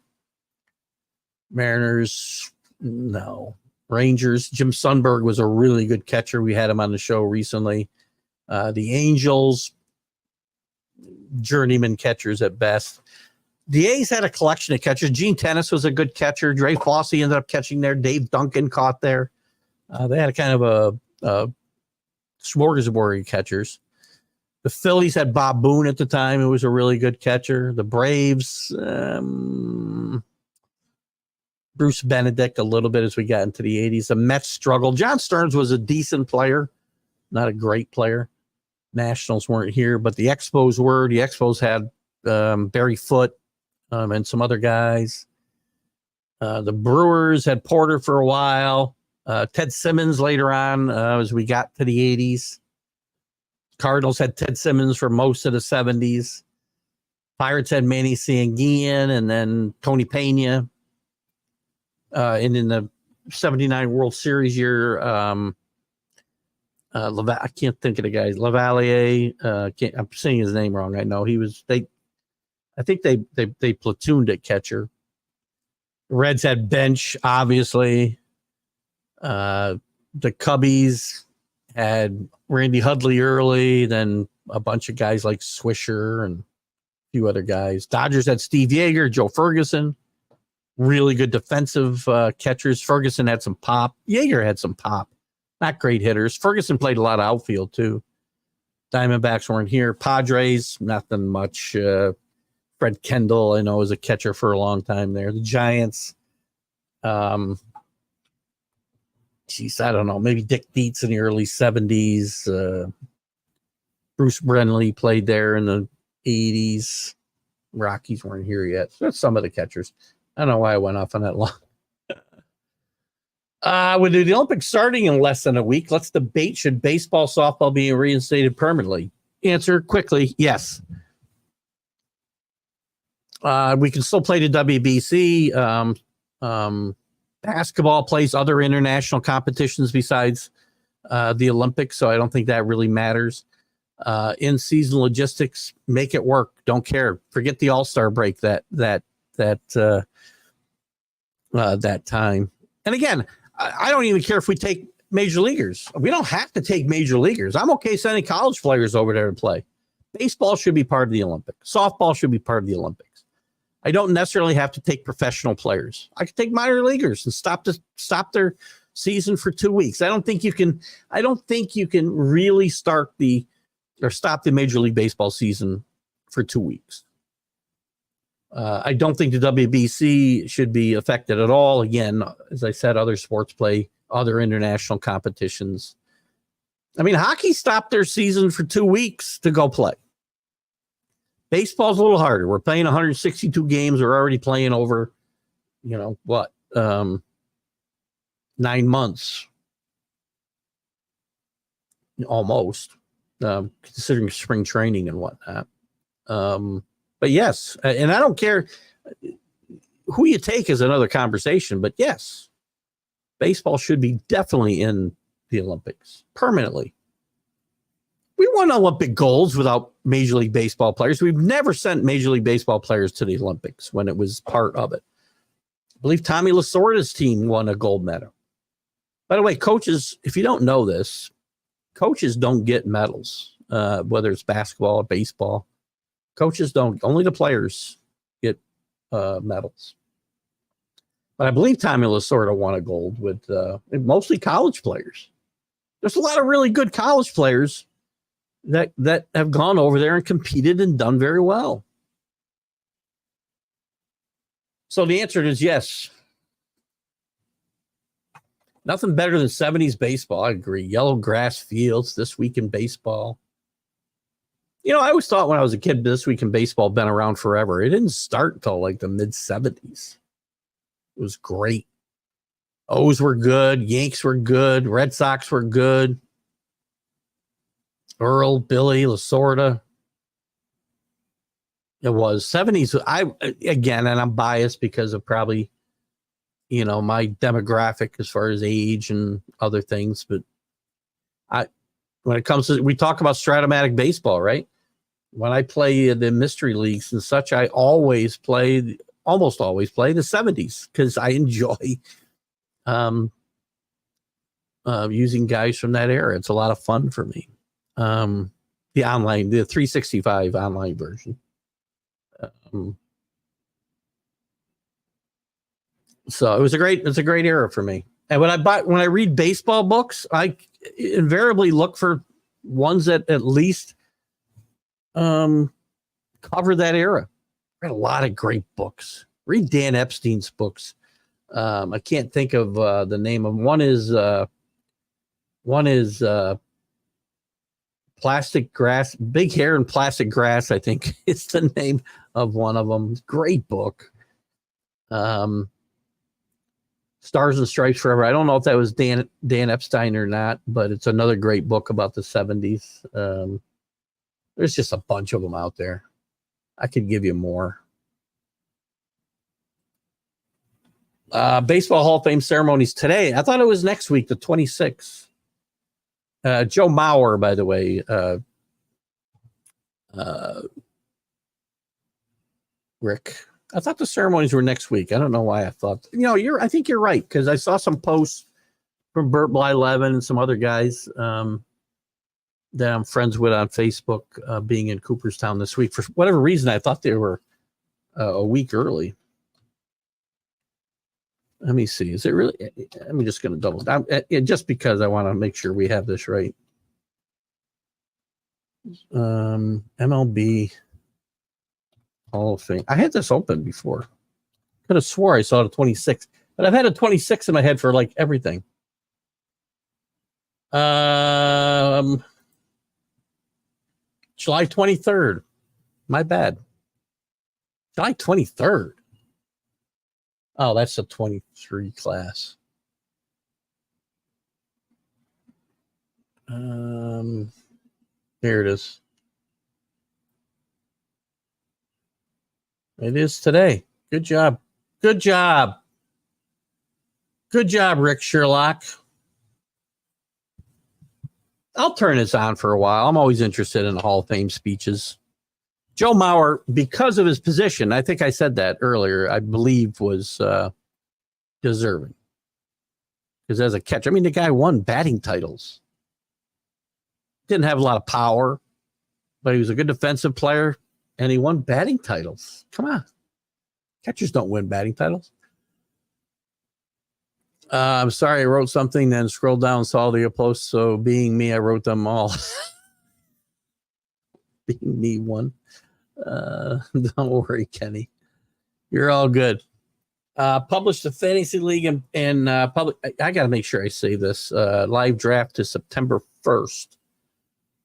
All right, so I'll post that.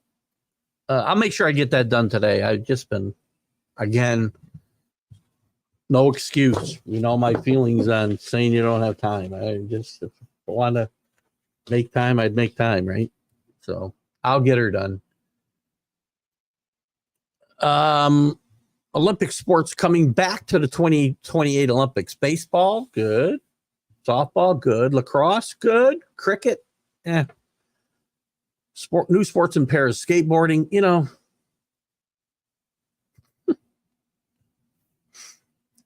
Surfing, sports climbing. What the hell does that even mean?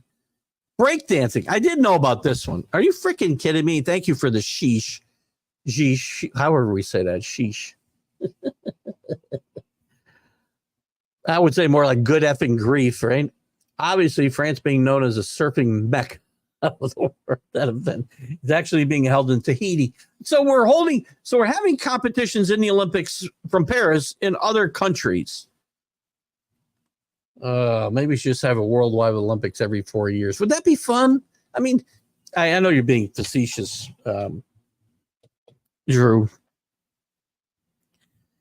Yeah, if it ever comes to that, they will totally have wrecked this event because part of it, and again, we're never going to get another Olympics in, say, Lake Placid. It'll never happen again. When you look at these events today in Paris, in Beijing, in even Calgary and LA, can you imagine the Winter Olympics ever coming back to Lake Placid? If you haven't been there, go there. It's shocking to me. Shocking that they ever held an Olympics in Lake Placid. I'm happy they did. It's such a quaint little town. And I just can't imagine what it was like there in 1980 in January. What was it? I guess I don't remember. I think it was February of 80. I just can't imagine where we stayed. The lodge we stayed is where the ABC crew stayed. I don't know. I mean, Al Michaels and Ken Dryden might have stayed in the room we were in before calling the Miracle on Ice. It'll never happen again. And it's sad that some of these little towns, and I'm sure there's plenty in Europe that we could probably go back to. Innsbruck. I don't know how big Innsbruck, Austria is. My guess is it's not terribly big, but I don't know for a fact. Maybe it's the Lake Placid of Austria. I don't know. Innsbruck, is that in Austria? By the way, when I play Jeopardy, geography is not my best category. Thurman was a hard ass, yes. Whether he said exactly this, I don't know, but Thurman had been known to get into people's faces. And Thurman, by the way, first Yankee captain since Lou Gehrig, when he was named captain, I want to say in 75, maybe. So it'd been 30 some years. Chris says, will we ever see yeah, probably. Will we ever, because that's all they look for, man. Some of these hitters today are getting up to 364, 470. You know what I think is probably some of the tape measure shots, like the ball that, they said Mickey Mantle's would have gone 660 feet, right? I'm not sure how accurate some of the measurements were of some of those mammoth shots. I'm sure there were 500-foot home runs, and we'll see them again. I think we're probably a little more accurate in gauging distance today. But there's a lot of balls. Mickey hit one in Washington that they said would have gone 660 feet if it hadn't hit a car or something. I don't know, in the parking lot. When Reggie hit the light tower in Detroit during the All-Star game, when the All-Star game used to be fun. Remember those days? They said that would have gone 550 feet or something. I don't know how they figure that stuff out. I'm not an engineer. I'm a doctor, damn it, not an engineer. Been watching a lot of Star Trek lately. If you're a Star Trek fan, by the way, stream of consciousness time. I don't know why. I started to watch, we've gone back and we started watching Enterprise again, which took place before Star Trek, the original series, like 20, maybe 200 years, maybe 100 years before that. And it's really a good series. Scott Bakula plays the captain. I started watching it. I remember when it was on during its original run. It was the shortest of all those series, other than the original series, of course. But it's really, really good. And anyway, just thought I'd throw that out there. Big Star Trek fan. More rumors about Star Trek 4 of the reboot, by the way. And I do hope it happens. Not sure we'll actually ever. Well, there you go. There's kind of what Drew just jumped on what I said. I'm sure that there were 500-foot home runs. Whether some of them went as far as they said they went is a different story. I think configuration of stadiums might have something to do with it. The stadiums weren't as big, so it certainly looked like well, I shouldn't say that. Good grief. Polo Grounds is huge. What was it, 450 feet to center field? I would think there's probably been 500 feet home runs. Were there as many? I don't know. But some of these guys, the way that we play the game today, Chris, and the equipment's better, and it will continue to get better. The balls, they make harder sometimes than they make other times, and they jump more. Where stadiums are built and the way balls carry in certain stadiums is different. And not just, because of elevation, like in Colorado. I mean, theoretically, you would think you'd see one in Colorado at some point. But the way, we're so concerned with launch angles and exit velocities and the equipment is different and better. My guess is yes, I think we will.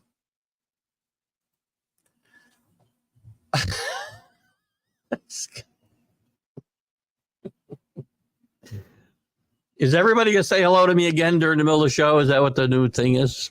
Good morning, Scott. Today's bet of the day. Take parlay with Kaylin, Nina, and Fresh on the money line. All right. I don't know who they are, but I'll take a look. No bigger fantastical fandom than soccer. Everywhere but here, I agree. CA. They've marked so many minds. They've marked so many minds around it. Take the Euros, Copa tournaments at the same time, and like they're important while the World Cup is kept like the Olympics. Again, I think soccer. So it's a great point that soccer is able to play in Olympics and still play international competitions like the World Cup. And if I have my way, soccer will never be that big here in the United States. I'm on a one-man goal because, and listen, I have nothing against soccer. I mean, I'm a quasi fan every 4 years during the World Cup. But I do think soccer's been the ruination of the start of ruination of Western civilization as we know it. That's probably a little harsh. Royal Shroon, thank you, Scott. I could not remember where we were playing this tournament. I usually know this, and I really have not had a chance to watch a lot of it this weekend. Justin Rose has gone out in front now. He's -5, by the way, so he's gotten off to a decent start through 4 holes today. Horschel's still -3 through, or -4 through 3. Scheffler's now -3 and in third place. He's only played 5 holes. Schoffel is -3 and Henley is -3. Scary stat. The Brewers have used 16 starting pitchers this season and done very well. And probably their best pitcher, the rookie, in my mind, he might have been the best pitcher they had this year. He's out for the year. Again, everybody's got somebody out for the year, right? That number I was going to bring up, can't remember what the hell it was. Geez, can't think of it. You know, speaking of pitchers, who did I have on a couple of weeks ago? Where's my hang on one second. I got to update this. Oh, Brett Saberhagen. One of the great stats ever. And by the way, Brett Saberhagen is totally ticked off about the no-hitter situation a few weeks ago with Skeens, and he sent me a message after they took out. Drew had sent me an email about Scoble being taken out the Friday before the All-Star game after 2 perfect innings. What? Protecting arms from what? I'm glad Saberhagen is with me. One of the most remarkable stats, I think it was the one real good year he had with the Mets. I think he won 14 games. He walked 13 guys. And he walked, I think, I'm sure you can find guys who have pitched less, right? Not starting pitchers who pitched in a full season or most of a full season, who had less walks than they had wins. Tremendous stat. I get so frustrated talking about pitching today. I saw a meme yesterday where Nolan Ryan was, boy, I wish they were on strict pitch counts to protect my arm when I was playing. And then in huge letters, not.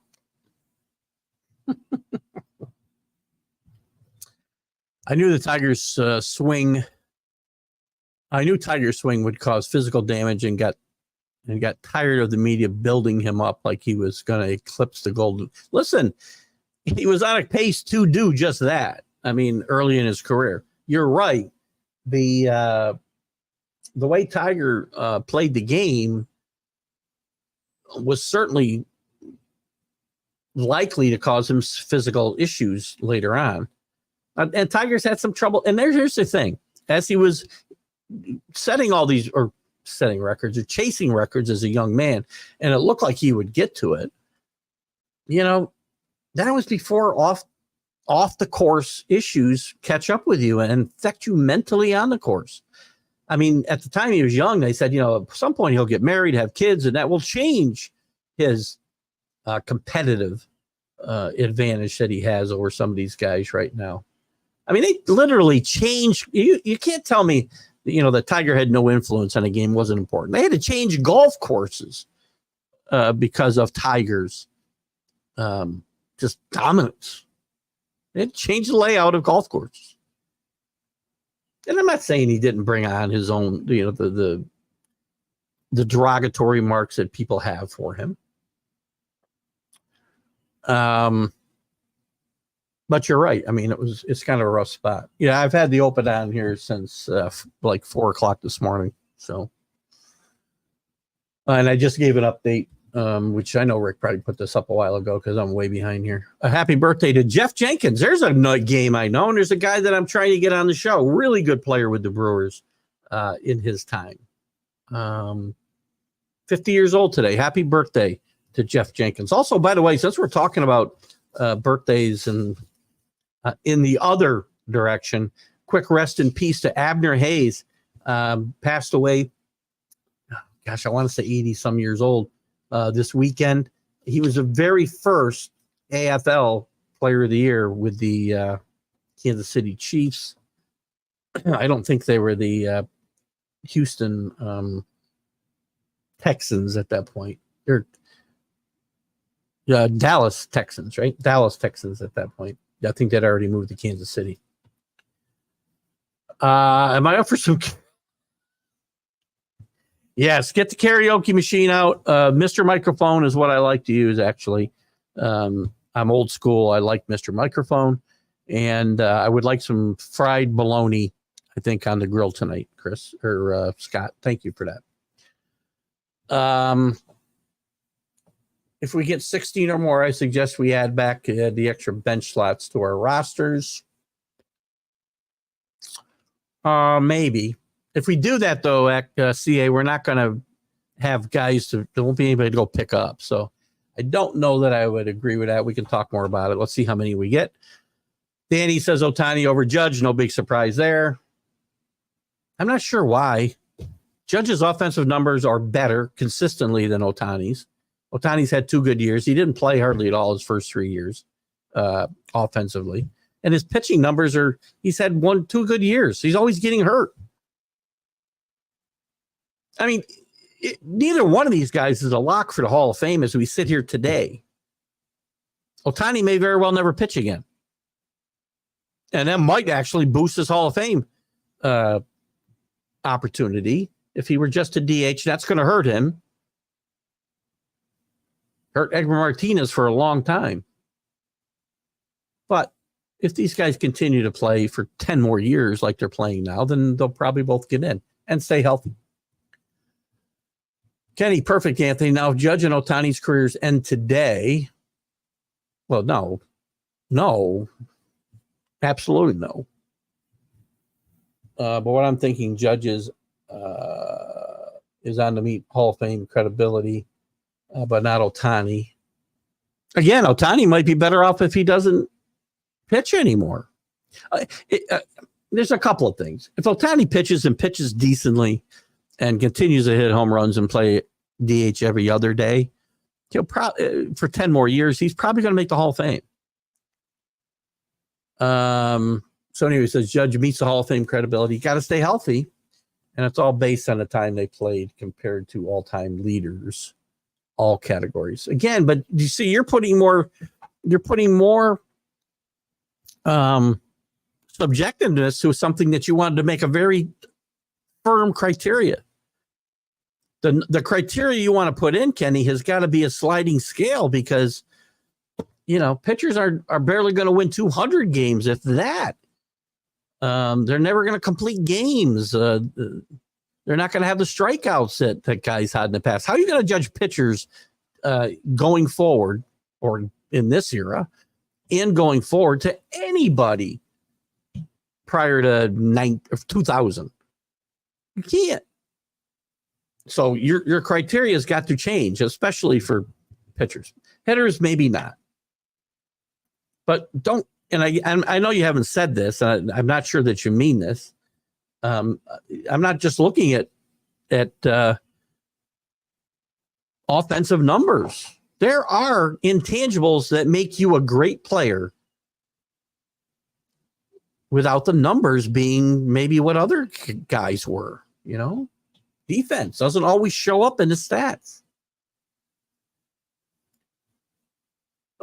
Chris says quite a bit of sports today. Beer connects to sports rather well. Yes, it does, by the way. What's everyone going to for beer today? I don't know. I have some Sam Adams. It's not a summer ale. I like their summer ale, but it's something else that I have in the fridge. It could be a land shark kind of day. As it gets hotter, I like lighter stuff.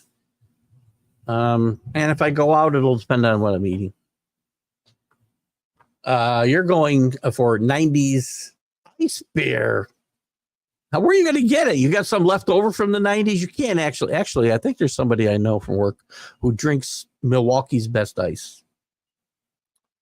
I kid you not. Ice beer phenomenon while I take in some F1.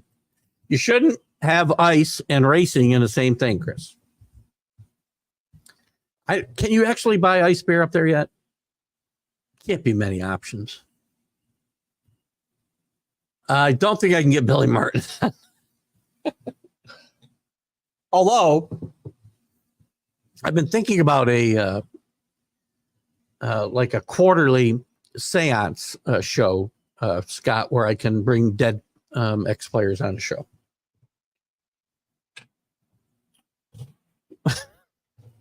Billy might be my first choice. Billy and Thurman. I'll have them on together. Also, how about Walpole Joe Morgan or Dwight Evans? I've been trying to get, I can't find contact. If you have contact information for those guys, Scott, give it to me, because most of my efforts are through social media unless I find other avenues. And if they're not on Facebook, and sometimes that's not the real person, or there's somebody running a page in their name, so they don't really ever get the DMs that I send them. But I'd love to have Joe Morgan on to talk about the snow plow days, and I think that's who you mean. And Dewey Evans, absolutely.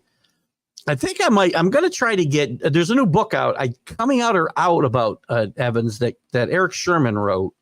And I've at different times I've had Eric pretty close to coming on. He's wrote a lot of really good baseball books. And if I can't get Dwight, then I'll get Eric, and we'll talk about his career with Eric Sherman along with some other stuff.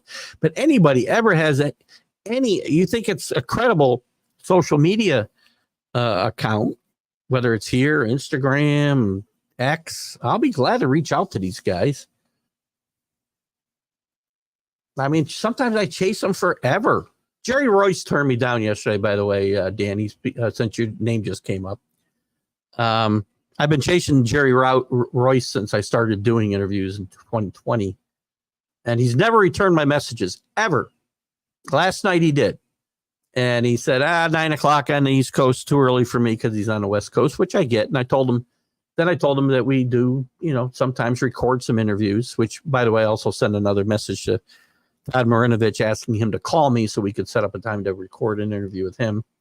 But Jerry said, I've had to do, he's done like 7 or 8 of these types of interviews, plus newspaper interviews. I don't know who's doing newspaper interviews today, but so he's a little burned out. So we'll circle back with Jerry again. I think he'd be a great guy. Judge with Stankies, Ohtani Waters time with minor league Angelette. I don't know what that means. Now the Dodger blue, his career will blossom. Oh, the Angels. But again, if he only DHs the rest of his career, he's going to have that stigma on him. And also, listen, this guy's been injury prone as well. I still have my doubts that he'll pitch effectively again. I don't know. We'll find out next year, I guess. And if he doesn't pitch effectively, the Giant, $70 million. Neil Lomax, I think I've chased Neil Lomax around CA. Again, if you've got some other contact information for him, send it to me. Any of you guys, send it to me in a private message on Messenger or whatever, on Facebook. Please use my personal account if you can, because the bots are all over my, I guess we're going to go long again today. I'm going to start in August. We got to start getting closer to that 10:30 mark. We can go 10:35, 10:40, but I'm going to have to start getting ready so I can get out of here come September. What was I talking about? Oh, Neil Lomax. Anybody? I'll bring them all on. You have some other? I think I've reached out to Neil Lomax. I'd love to have him on. Reggie was always misquoted. BS Reggie. Reggie was a punk. I think he meant punk. I don't know what a pink would be. A punk. Listen, Reggie had some great moments. Reggie had some great moments.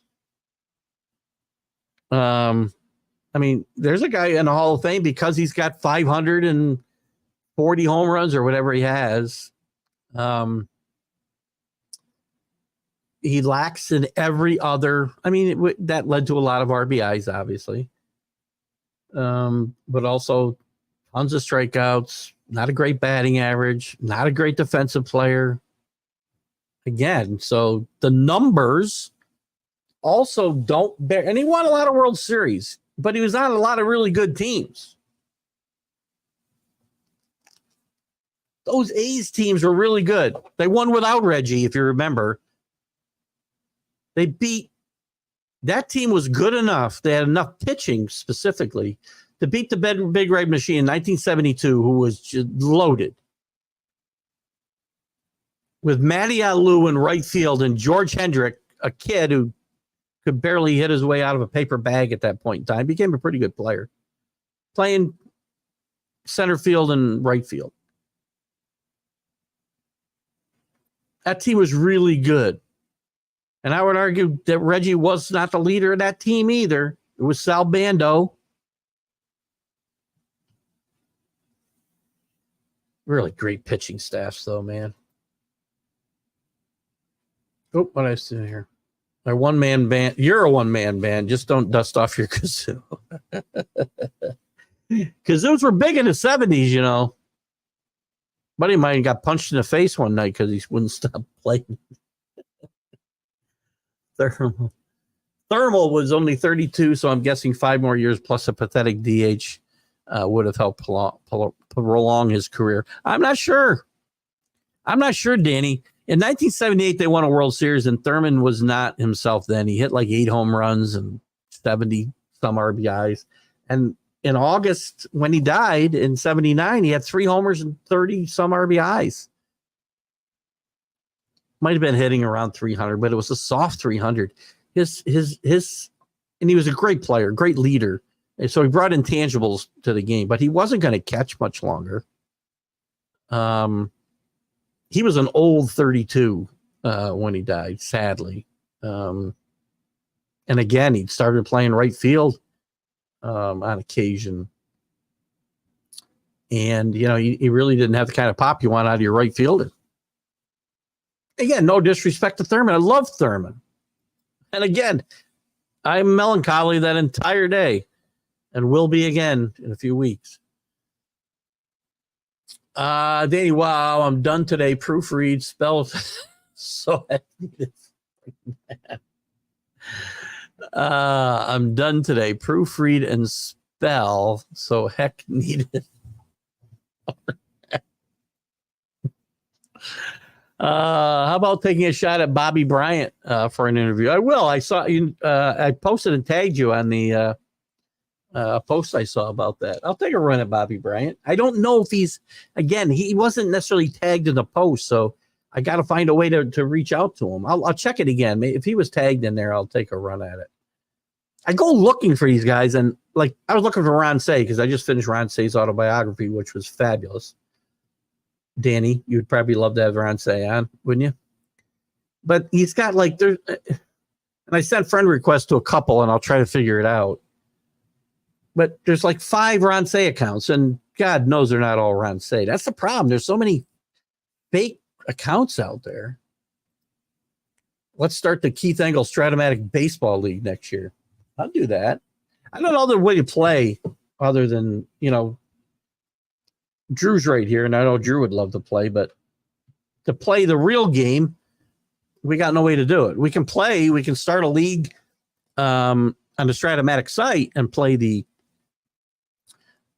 we can play a season, a specific season. We can play the mystery game on 365, and I can set up a private league that only certain people can get into. And I'd love to do that. It's a little harder though. You set up strategy, you set up lineups, you set up, you know, individual hitter preferences and pitcher preferences and things like that. But you can't manage the game other than from a very broad standpoint, right? And they play 3 games a night. It's fun. I have fun doing it. but it's not like playing it for real. Drew and I have not gotten around to even playing a game yet. Drew's got a bunch of years cards going back to the time frame that we've been talking about. Players draped the medals over Coach K. Priceless. I agree 100%. That was kind of a very cool moment. One of the, again, the Olympics used to be really big for me. They're not as big anymore. I still watch some track and field, and I'll watch the basketball, and I'll watch. My wife will watch it, gymnastics, so I'll watch that. And there's some great performances, but it's not the same as it was again in the 70s and 80s. And I hate to sound like this all the time. Nothing feels like it felt like in the 70s, 80s. Of course, I should be quiet.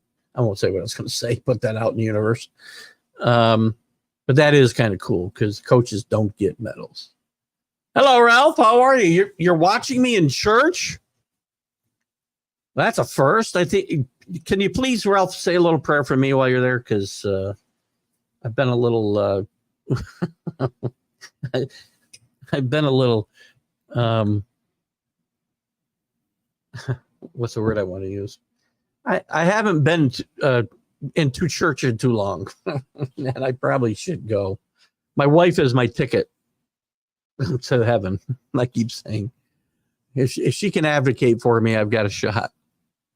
Baseball Hall of Fame is today. Yes, I was wrong about that. Thank you, Keith. Don't you think you can win a gold medal in breakdancing?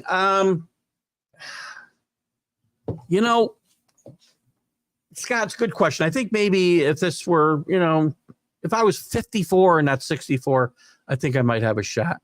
The problem is the recovery after the first 10 seconds of the dance. Rose is at 5 under, and Lawrence has just tied him. Horschel has gone to 5 under now as well. So Horschel so far, Scott, is not folding. Lake Placid hosted 2 Olympics. A good point. I was just talking about 80. Thank you, Drew. In fact, when you go to the Olympic Museum, which is right there in the rink, where they played the Miracle on Ice game, they have a lot of tribute to 32. 32, a lot of the stuff was outside. I think even hockey was played outside in 32. Now a lot of this stuff, and you can still see like the speed skating track there. No, actually, I think the speed skating track is now part of like the high school. I think like surrounds their football field or something like that. But there was, I think Bonnie Blair won 5 Olympics in 80, and there was a local guy who won the skeleton race, I think in 32. Shea, I want to say Shea was his name. I think in 32. My wife was at Lake Placid for the Winter Olympics. I think she was more for the parties and the events. It's a cool little town, man. Even now, there's a lot of great restaurants. And it's amazing to me the number of, there's a lot of foreign people working there. They come there to work. We had a guy from Serbia that was waiting on us in one of the restaurants. And a lot of the people that own restaurants are not local people. They're from Europe or even the Baltic nations. A lot of Baltic people up there. That's the right term. No, 1989. No, again, that's done. I mean, playing in those quaint little places are never going to be done. Bill Pulver's with us. Innsbruck, population 311,000. Small. So again, a small town, but bigger than Lake Placid, right? Good morning to you, Billy. Good to have you with us as always. Great pictures I saw from your travels this summer. I'm only concerned the ball gets over the fence by 1 foot. Take your 450 and more for bragging. I'm with you, Danny. Again, that's why I don't get on these exit velocity things and launch angles. Who cares? Henry Aaron hit 756 home runs, and I would bet you half of them cleared the fence by 1 foot. Right? I don't think he was hitting it with great exit velocity, and he still managed to hit a lot of home runs. Yeah, I do hate soccer. I know. It's just because you have two lefty. One reason I hate it for a lot of reasons. I don't even know when the game's over, for crying out loud. I think the game's over. Great, this team won. Woohoo! Oh, extra time. What the hell is that? Just kidding. I'm in no way a soccer fan, but here on the West Coast, it's bigger than any two sports combined. Bigger than football and baseball? Is there more action in soccer than most sports? I just see guys kicking the ball up here and then a guy stopping it and then going back this way, and they wear out, the areas within 3/4 of the goal. The goal. Look, I'm not trying to bash. Yes, I am trying to bash the sport, I guess, but I'm just not a fan. So, guys who aren't golf fans, I'm okay with that. Paul spotted us like golf. That's okay. While we get close to wrapping things up here, for sure, let's squeak in one more birthday. Happy birthday. Cece's birthday. Happy birthday, Cece. Fun fact, about 4 years after his one lights out season with the Brewers, they did have a CC bobblehead day at Miller Park. So, the bar's been set lower for these guys and having days and nights, right? CC, by the way, still one of my favorite moments is when he plunked the guy on the Rays, and I know the Yankees paid him, but he did not know at the time. CC was a great teammate. CC took care of his players, and when something needed to be taken care of on the field, he took care of it, and you were going to get plunked. And he cost himself a bonus in his last year, but the Yankees, I think, paid him anyway. I think it was an innings pitched bonus. Soccer, speaking of paint drying, you can watch for 3 hours to see 1-0 in overtime. My son played 2 years and it bumped into football. He had to choose. I hope he chose well. Tiger was exactly like his dad. He chased more women even after he was married than he was winning majors. I didn't know his dad was a woman chaser, so that's news to me. But again, what outside influences have great effect on the field play. Or on the course play in this case. And when there were distractions, when Tiger was young, it was tunnel vision. And he was the best player in golf by far. And I mean, listen, I love Jack Nicklaus. I think Nicklaus is the best ever to play. And all these other guys, because he didn't play with the equipment these guys are playing with. But for his time, Tiger was as good as Jack ever was. But again, you got to sustain that. And he couldn't do it. 42 pitchers used by 2019 Mariners is still a record. That's a remarkable record, too. And by the way, I'm pretty sure Drew was just talking about starting pitchers. Are you talking about starting pitchers, Danny? I may not get to your reply. I don't know, depending on how long we stay here. That would be crazy. If they use 42 starting pitchers, that's like one every 3 games. One new in every 3 games. No, is that right? Well, one new in every 4 games or so. Kenny says, if Tiger had kept his swing of the first Masters win, which was about 19 years old, wasn't he? He would never got hurt. He changed the ball to be a long hitter. He was a long hitter then. That's why he was winning. His drives, he was too long for that course. And then they changed the Masters a bit because of it, the layout. Forget his mid and long irons were the best ever. He would have gone a long way beyond Nicklaus. Well, again, if is like the biggest word in the English language. That's all I like to say. If my aunt had different equipment, she'd be my uncle. The problem with that little joke is it takes on different context today. Is there room in this fantasy league? I want in, please. Yes, I'll post it and I'll send you the link, Scott. Definitely. Yes, about a 2-year window for Tiger to get in range. Jack even thought he'd get more, but the field, equipment, courses, and mainly his off-course choices made it impossible. Great point. Jack did think, and Jack was very clear in the fact that In fact, he's very famous for saying when Tiger was at the apex of his career, Jack Nicklaus is quoted as saying, he plays a game that I am not familiar with. That's how good Tiger was at his best. But you have to sustain it. Jack sustained it. Jack won a Masters at 46 years old. I don't think that's going to happen again. Schlitz today for Scott Colby. Schlitz was a good beer back in the day. Tiger had other issues with life, not just his swing. The Bear without competition would have won 40 majors, just saying. I don't know. The competition today is pretty strong as well. Jack playing with the equipment that they play with today would be a different story. And Jack also, by the way, got distracted later in his career as well by off the field things, but not, or off the course things, not the same kind. He was more into golf course construction and things like that. Yes, it is on Dewey Evans soon. I think we're talking about the book coming out on him. I didn't know if it was out yet or not. Joe Morgan went to heaven in 2020. Did he? Oh, I'm sorry.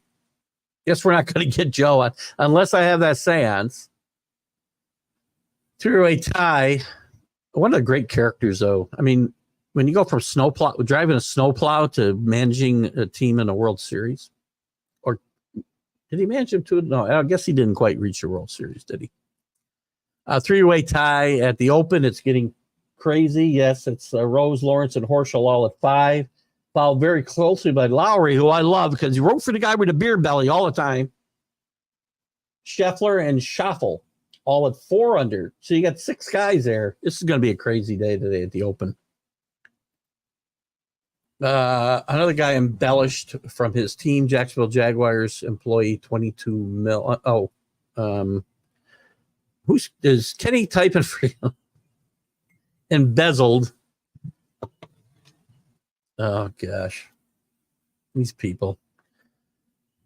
The Penguin would be awesome. Would he be? Got to try and get him. I hope one of these accounts is legit. Got to see if any of them accepted. Either way, I can send them all messages. The problem is I don't want to get catfished, right?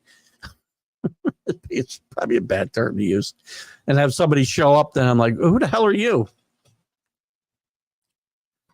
Ralph, say prayer for Keith and his pathetic Patriots. Thank you. Watched you from a gurney.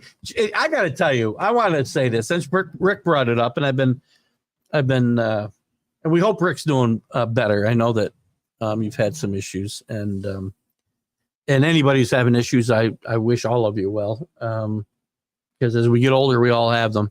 Rick had some fairly serious issues recently, and I found out now he's watching me from a gurney in the ER. I have to say, and take nothing away from you guys, Drew, Kenny, Billy, Danny, and Chris. My most dedicated fan award goes to Rick Sherlock.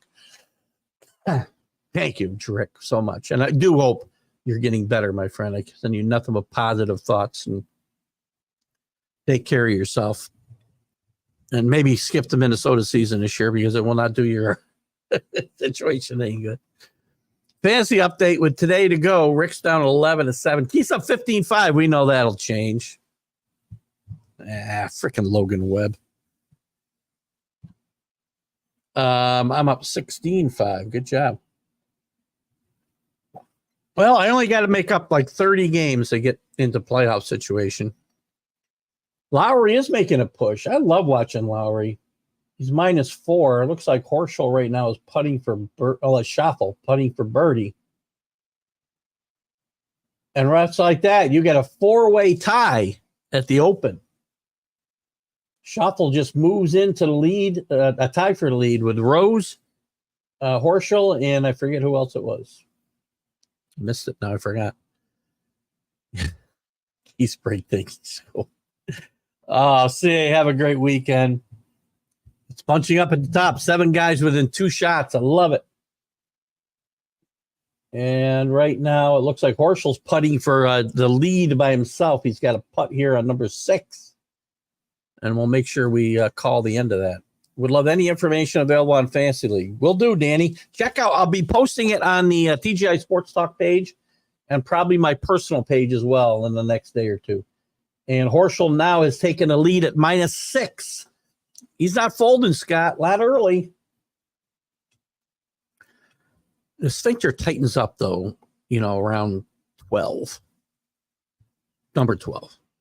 Keith Irworth getting up for early, even on a Sunday. My second most dedicated. He gets up early every day. Horschel birdie. It's going to be great. I'm going to get myself onto this upstairs and get another coffee and turn on the TV outside and relax. Watch some golf. And we'll have some beer later on. Guys, have a great, great Sunday. Thanks for tuning in. Thanks for being such a great crowd all the time. I've enjoyed it. Next week, we'll have Jim Beringer on doing a hockey update for us on the 101 with Keith Engle. I'll be on a couple of guest shows during the week as well. Mac and Jack and the National Streaming Sports Show, and I'll try to remember to stream them. I forgot to share the show this morning, so apologize. And MLB update and Sunday Stream of Consciousness next week. I'll give you some updates as I see how the weekend's going and what my availability will be as I'm in Mystic, Connecticut with the family all weekend. Guys, have a great, great weekend. See you later. Keith Engle for TGI Sports Talk Sunday Stream of Consciousness. Good night, guys.